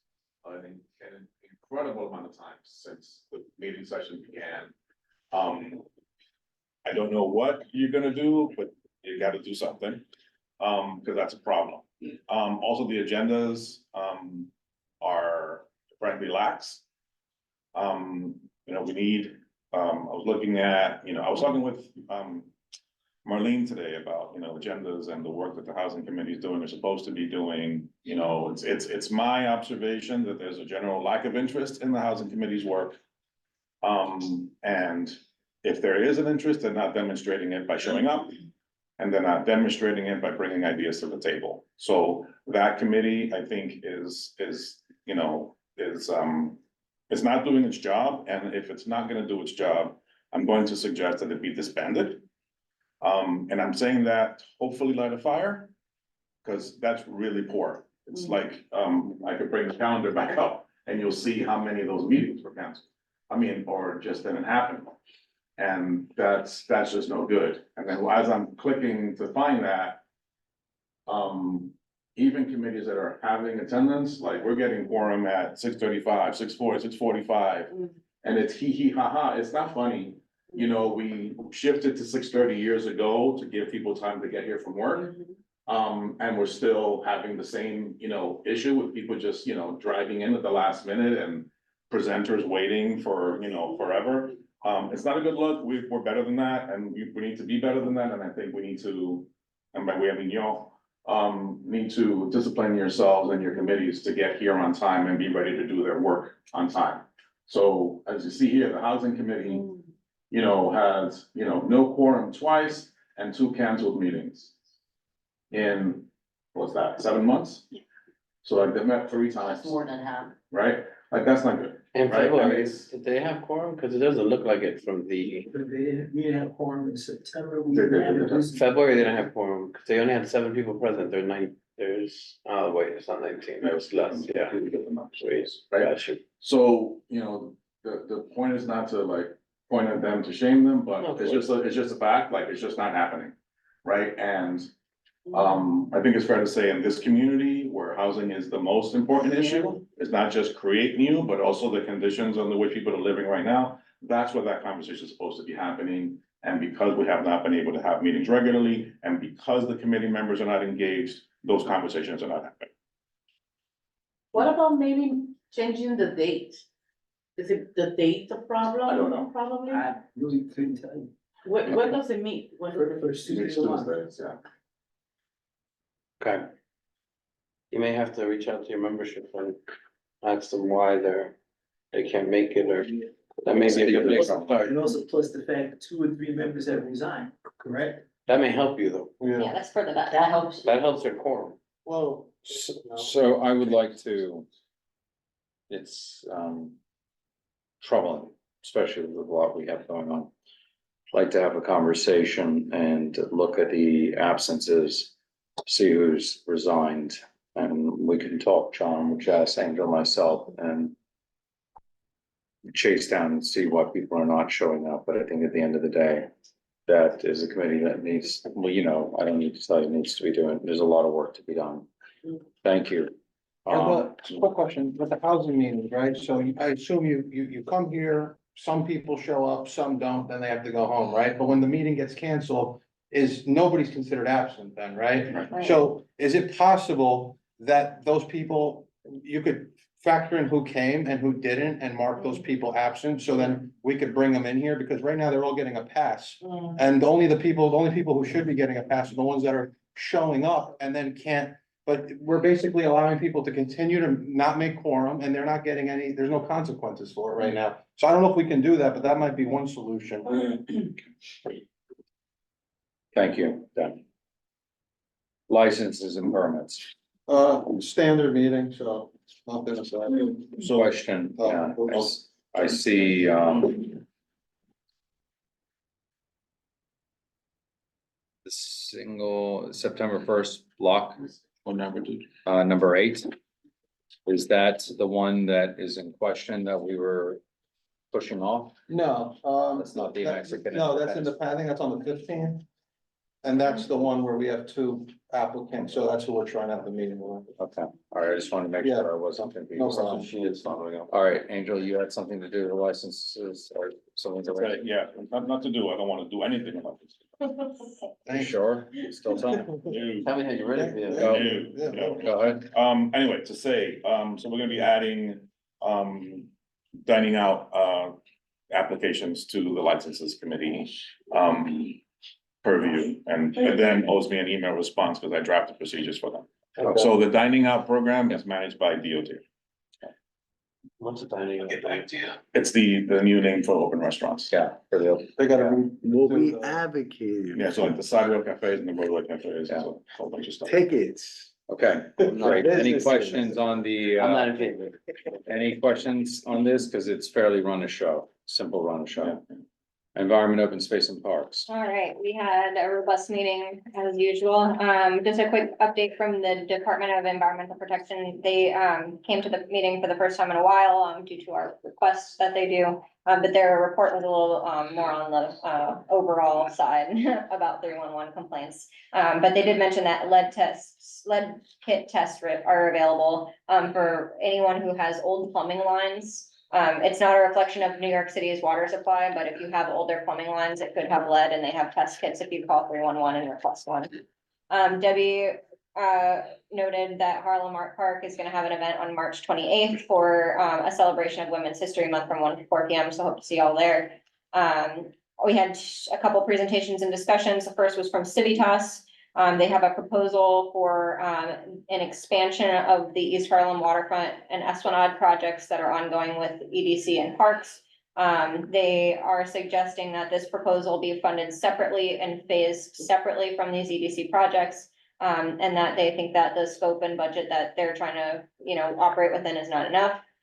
So they've noted, as we've noted many times, that 107th to 117th Street, 114th Street has no work planned or funding, and would need to at some point, for a consistent elevated waterfront.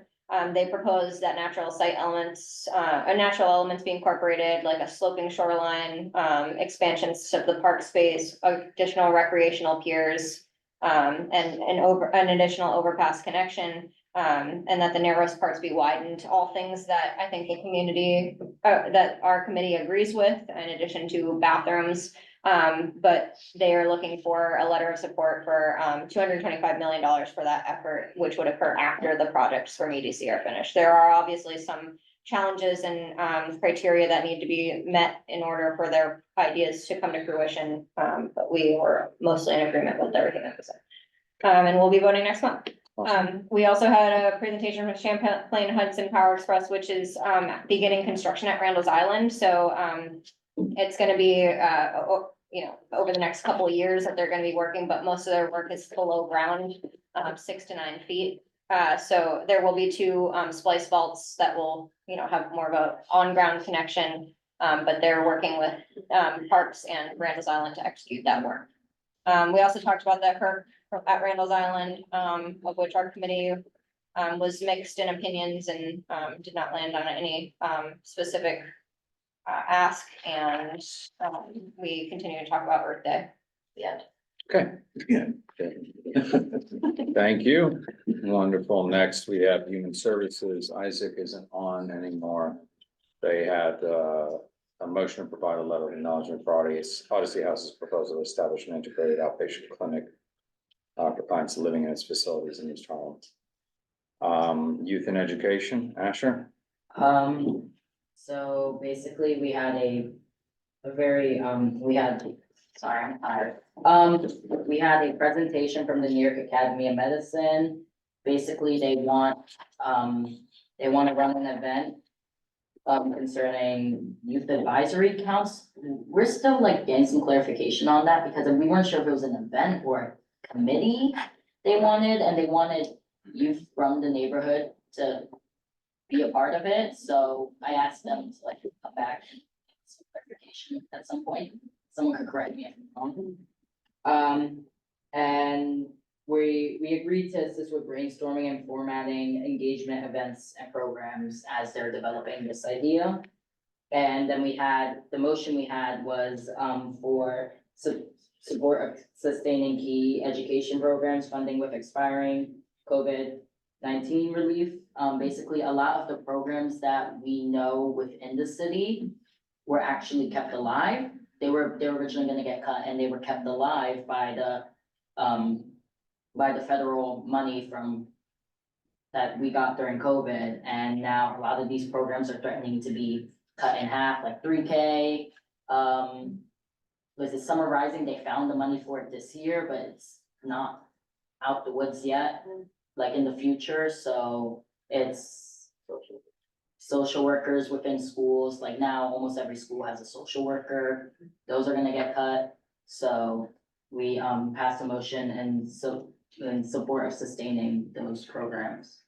I suggest you rewatch the meeting because they gave a very excellent breakdown present. I'm not very good with money, but they like, yeah, so. Thank you, Asher. Land use, landmarks and planning. Jason? I'll try to be brief. We did a letter of support for the Museum of Metropolitan Art to, so they could do a skylight replacement through LPC. We had a pre-ULIP briefing on the Beacon project. Pretty much just HPD and Ascended discussing their, the project's fruition and ideology of what's coming. I've recommended since the meeting for them to present at Youth and Education, because they're having some, so they're having some discussions relevant to some programming and some of the work that they're doing with the local schools. And I thought it was interesting prior to this project going Europe and the world of activism going on, no different than what we went through with the, forgive me, the projects are becoming a blur, the jazz project, the Timbala Terrace. Yeah, I was hearing they're gonna change the name. So yeah, you guys saw what we went through Timbala Terrace. We're trying to be proactive, get ahead of it, have conversations about the housing, have conversations about the programming, because there are already discussions about supportive housing. And we've seen some of the pushback from what we'll call the higher echelon of our constituents within the district. So that's a flag to housing. To start getting involved in this portion of the project. The second flag that is pretty much for the group, there was a preserving committee a preserving group that came, preserving, forgive me, the name was Preserve Harlem's Legacy. And yeah, I'm just showing what's on the documentation on record. So the organization presented and pretty much just expressed a concern with the bank on 125th Street coming down. Personally, I haven't had too much opportunity to do any follow through, but the conversation, I would think is board wide where, there's an interest to preserve the bank. Yeah, it's already under demolition. Doesn't necessarily mean that anything can happen, but what it did trigger was a further conversation with land use about being very intentional this year, because we got really good with, thanks to our, our staff and everything that's working with the support of getting proactive, for lack of a better word, URLUPs coming in front of us before we have a deadline to meet in 60 to 90 days. So that way presentations are proactive. What's the other thought process is preservation, right? The biggest concern, which now I'll tie into the George James conversation, which is, for those of you who don't know, he's our land use consultant. He did an excellent presentation on some regulations that came to fruition, which are a bunch of big words to say that they're getting rid of community preference. Another flag for housing. So that means the metrics that existed have been for lack of a better, watered down. I think they went from 50% to 25%, and they're looking at anywhere of going even lower to 15 to 0 over some time. For those of us that are concerned on one side of the fence with preserving housing and giving equal opportunity to minorities, the side of the fence that argued this case, which I found interesting, was those that couldn't go into communities, right? It was specifically an African-American man who was trying to get housing in a predominantly I don't know if it was Caucasian, so that's why I didn't want to say that. We'll just say a different community class. I haven't really went through the legislation, but the long and the short of it, that's what enacted it. May have been a righteous cause, but we're on that other side of the fence, right? We want to preserve our housing for the people that are in our district so that they don't get kicked out and gentrified, particularly like I was expressing at committee, which this is why it flags all of us, is our vulnerable populations, right? The mental health, the senior citizens, at-risk youth. I could keep going, right?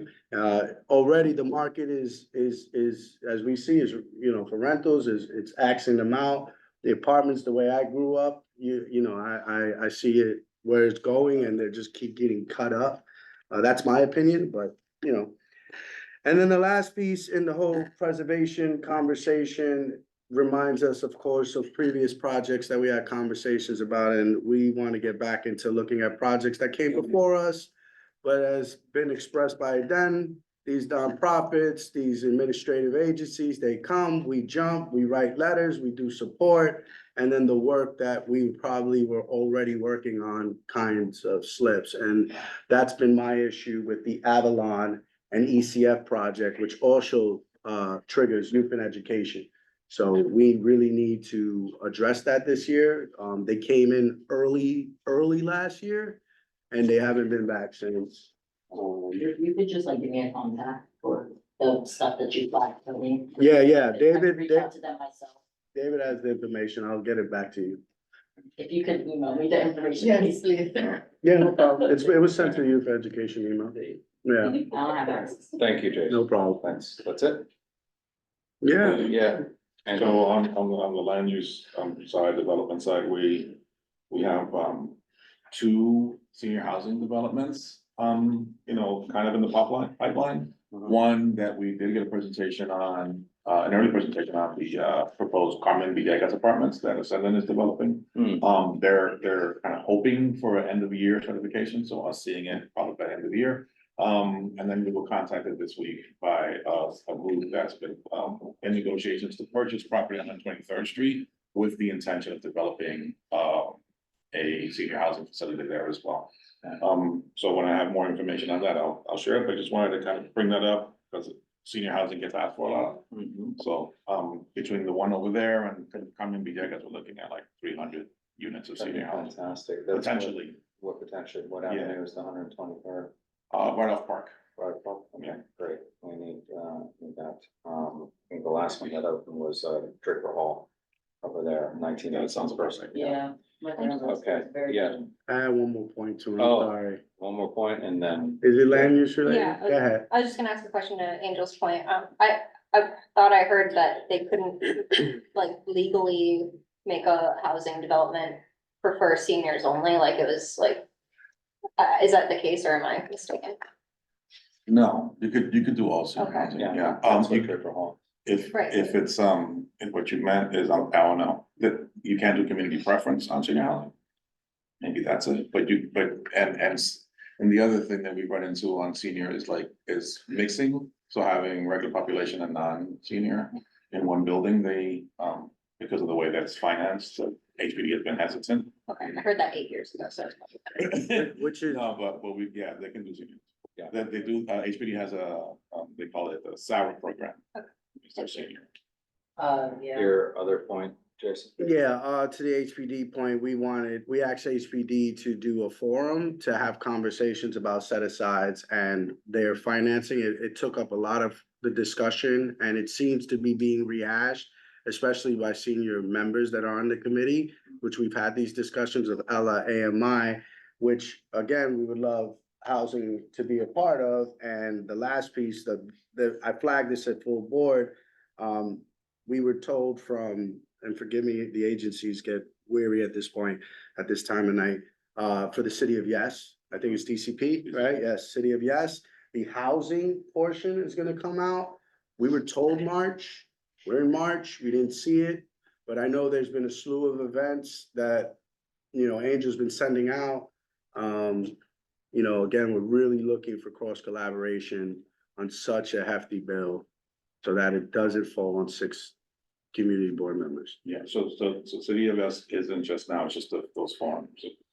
They have a revolution, they try to do that. But on the financing thing, HPD did get back to me and I owe them dates, potential dates. They're thinking of doing a standalone, Jason had asked for like a training on housing financing. So they're open to doing that. I have to give them some dates and we're gonna do it as a standalone, not as part of the committee meeting, and then we'll invite everybody once the data's set. Fantastic. Good. Thank you. Very glad to hear that. Thank you, Jason. Public safety transportation. Vice Chair Michelle William, coming have been very in support of it. But besides that, I just like her to hear. Michelle Williams. I'm sorry, Michelle Wiltshire Clones, some apologies. Now that the weather's getting nice, we had a lot of success with DOT last year in terms of our major intersections. We walked 96, we walked 106, 116, 125th. And of course, 96, surprise, surprise, like all the bells and whistles, right? Countdown lights, beautiful ramps for accessibility, everything. When we started coming up, none of those things existed. We were able to implement them. Particularly, we requested delayed signaling, which if you're walking in the neighborhood, you'll notice that all the lights are red for a certain amount of time. This is working throughout the neighborhood now, which we're very happy and pleased with DOT.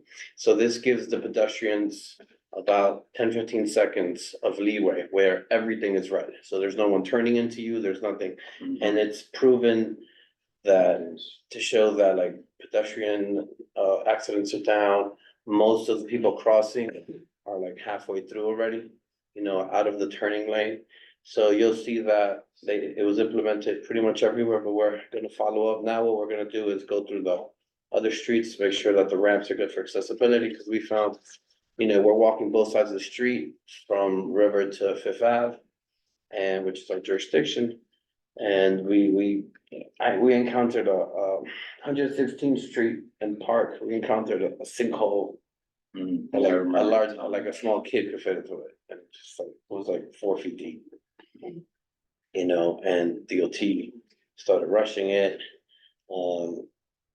So that's I would been love to effective. see that EIS. Oh, I'm sorry, I'm just crazy. interested. They were like, for that one, they called right away. There was signage that on 125th Street that was pointing the wrong way, and we're like, I remember about this too. and they were like, oh, again, another one, they were like, so now that we've done the major intersections, now we're gonna go through the other street, because, not just our major intersections are our focus, right? Like, the residents live typically on the other where they live, so we're gonna go. We did 96, 106, 116, 125. You guys, hell yeah. Mostly me, but yeah. The But, land it's use, also the the land timing. use committee does a lot of walkthroughs. Right? No, I mean, for these walkthroughs, it's mostly the timing, like my committee, people And work. at the beginning also. I get some flexibility, and so we're looking forward to doing that for the rest of. We need to do. So Rafael and his team are gonna kind of hate me by the end of this year, but whatever, that's their job. Good, they should. Thank you. They hate me already. We're still following up on 128th Street. Good.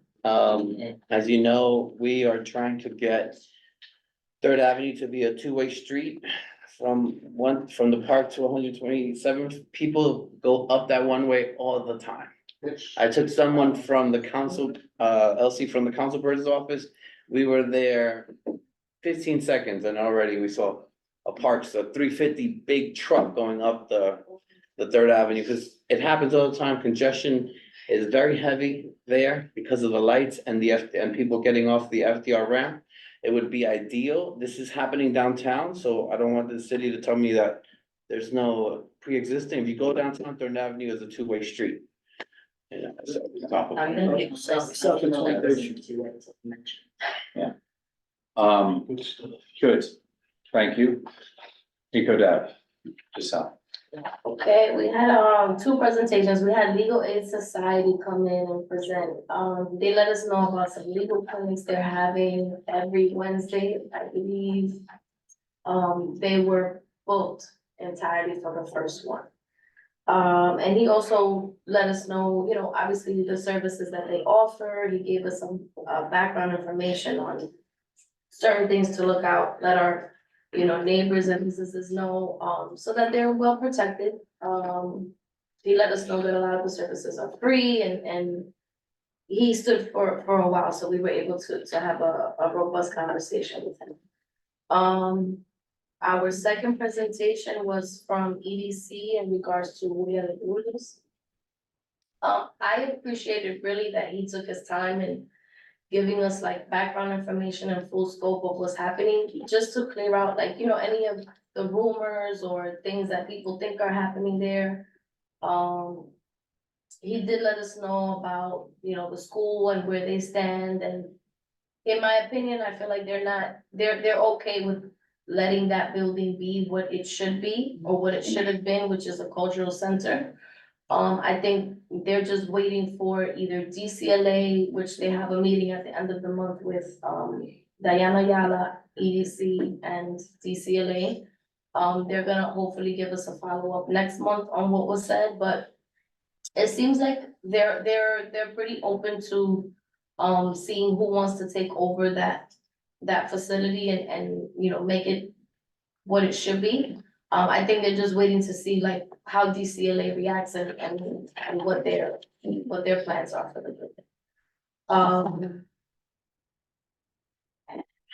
That we don't have any action items. I was gonna say, if anybody, again, the DOT, the information's there, so if you guys wanna know, like, before you start taking the applications, if you wanna go into what the process is online, there's a whole bunch of information. That was it. Thank you. Interesting. All right, with that, that concludes, yes, Hank. So there was a conversation, I thought, a good conversation at the youth committee that touched on training new members and also how the committee's gonna handle, how that committee and how committees handle participation in the district needs and budgeting conversation, which has been confusing and if not lax. Jennifer Meyer shared that she and Isaac and the Human Services Committee have decided that they're gonna have a budget conversation every month. A district needs a budget conversation every month. This is an AD. And I'd love to hear it because she didn't hear it from me, but a couple of years ago, we tried putting it on every agenda. And the chairs at that time just showed no interest, so it just fell off. But it's a very good idea that Jennifer had. So maybe you guys would be receptive now that it's one of your colleagues. And the idea being that it's not something that you're thinking about only at those pressure points when you have to say something, but that throughout the year, you're assessing needs, and throughout the year, you're considering budget requests and what requests to keep, what requests to edit, so that when it comes to that pressure point or that decision point, you're already ready for it, as opposed to, you know, rushing and then, you know, trying to process or trying to operate in confusion. So, I wanted to bring that up, because I thought it was a good idea of hers, and I mentioned it to the youth committee. I wanted to mention to the rest of y'all that to strongly consider doing that every month. I know Jessica had mentioned, you know, trying to like, you know, encourage the other committees to do better in the process for the budgeting. A couple of years ago, as you guys recall, Carly created that document. It's very good, but it doesn't matter how good it is if no one reads it. You gotta read it. It really, she was really excellent at, you know, taking it by the hand with it. And then on the onboarding thing, that document plus the other documents, you know, can help members come to understand what it is to be a member, what membership requires. We've been seeing, you know, applications. We've been seeing public members, and particularly, and I think most egregiously, full members appointed to the board that we've never seen before. So we keep a list of the members, right? And when, you know, of the active members on one sheet and the former members on another sheet. And the number of brand new appointed members that are already gone, right, from just April, you know, it's like 5 or 6 people. of like 8 or 9 that were appointed. And, you know, I think part of it is they're busy, but also part of it is they're overwhelmed. And you hear it from members that are just a year in, that are 5 years in, it's because they weren't, you know, trained appropriately to begin with. They didn't understand what is required, and a lot is required. And I could talk till my face explodes, and no one's listening. It's very clear. They're not listening. So I urge you to figure out as members how to bring on your own future colleagues into membership, because only you that have that experience can truly attest. I can tell them black and white, I'm very good at doing that, I know how to do it. But if the member's not listening, or if the member's hearing an opposite message, then 5 or 6 months come in and they're like, I didn't know I had to come to a meeting, I didn't know I had to read that. And that happens all the time. That's been a decade of, you know, of evidence that I have to back up that statement. And it's too bad because, you know, if someone's applying to be on the board, you know, it's a fair assumption that they're interested in the work of the board. But if they have no idea what a board is, if they have no idea what it entails to be a member, then it's a disservice to them and to the board, right? So you have, you know, members that are, I won't say a name, but are brand new and just have not come to a full board meeting. That's outrageous. Like, not at all. That's the main one, right? And it's because they don't understand, right? Like the importance of it and the importance of the work of the committees. You know, there's members that sit there just staring at you because they don't know what to say, because, you know, they're either overwhelmed or just misinformed or not interested. So, you know, I encourage you to think about how you want to onboard your future colleagues. I think that will be a better way to do it than me just giving them like a half an hour slide deck presentation, which I've been doing the last couple of years. I always conclude those trainings by saying, if you have any questions, call me, I'll answer. And no one ever calls, no one ever emails, no one ever asks any questions. And then, you know, fast forward, they're like, duh, I don't know what to do. I'm like, well, you should have asked. You know, like, just ask. I'm happy to, you know, answer. Ask Rosa. Rosa calls me all the time. Yeah, I'm like, yeah, boom, here you go. So maybe that's my plea to you all for the benefit of the agency and your future colleagues. And this was talked about a bit at the end of youth, so if you want to watch the end of the youth video, you know, Russell brought up some stuff and the committee talked about it for a few minutes. Thank you, Angel. I would say like one of our new members has been doing a good job of leading these questions is Mark Bogarski. He's been responsive, writing emails, following up, encouraging that behavior is what we'd like to see. Thank you for that. Next, can you move to sign, please? Roll call? Not quite. We wish. So again, old business, we already took a position on the committee chair responsibilities. I'm sorry, you did not. No, I thought we did last. No, you guys gave me feedback. Yeah. And you put it to the rest of these folks to give you feedback, and no one ever Is there any did. feedback? There's nothing. Because otherwise I'd like to take a position to adopt this. Can I see it? You did see it. It was sent. It was sent. It's 20 I'll pages. move. All right. Is there, you move to adopt the committee? chair? Yes. Is there a second? Giselle seconds. All those in favor? Aye. Any opposed? Any abstentions? Motion carries. That will be your guidebook from now on. Next is new business. Just gonna pull this up. We're not gonna take a position right now, but this is something that we would be affirming our position previously.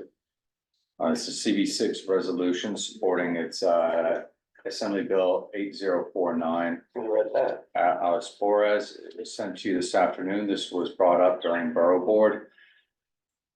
CB6 would like to have our support with it. As is customary, we bring it up, we vote on it, our full body votes, and then I can bring that back to Borough Board. So here you have this, and it's basically allowing, it is allowing, to summarize it without reading it in, it allows each individual board to take a position on whether to do virtual meetings at its core. The Assembly Bill 8049. That is what its core is. This resolution is calling for a sponsor in the Senate to support this. Like you all that have a read of it, it doesn't say that unilaterally it suspends it. It says it gives the discretion to each community board to make their own decision.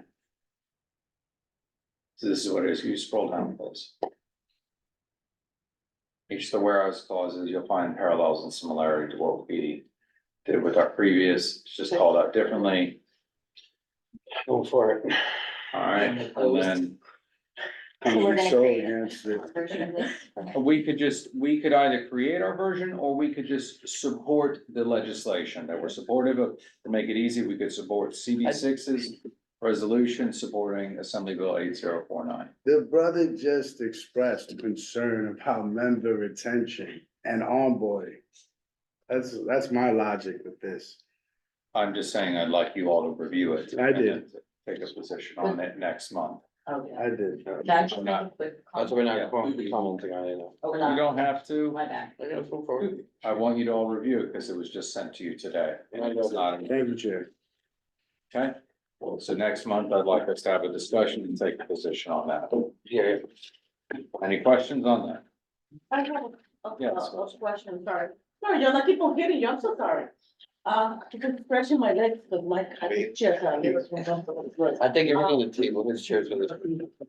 Let's go on. I know, but I keep on stretching my legs, I'm sorry. So, starting July 1st, are we going to be in person, there will be no remotes? At all? From last year. No, starting like this year, there will We're be ready. no hybrid, I mean, no hybrid. There's no hybrid for us.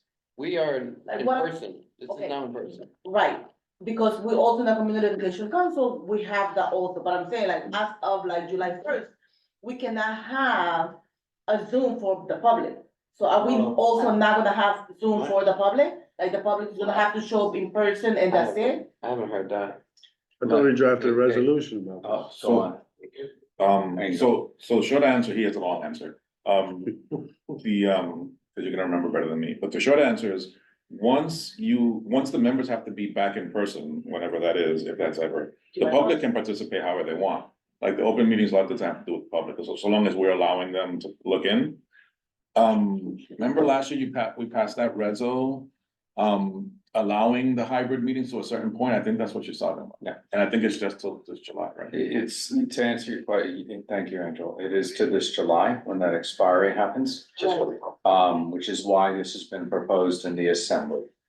And that affects all of it, and which is why I'd like you to read it. We will review that additional email. Angel, if you'd be so kind, that next executive will just pull up the past three resos, including the disabilities one. We'll be able to put them up sequentially and have all that information at our disposal, so we take an informed position again, along with this, and however this committee decides to support or not. That to answer your question, yes, they're July. Okay, any other questions for that? No? Thank you, Angel. What? Just take. Just thank you, General, you're welcome. Motion adjourned. Roll call. With that, there is no other new business, any, and with that, roll call. Or I'll do it by unanimous consent, just for giggles. Here, Motion to adjourn? yes. Yes. Opposed? Bye. Abstentions? Motion carries. Thank you, everyone. Meeting is concluded in. I'm presently not voting, I got a conflict. There you go.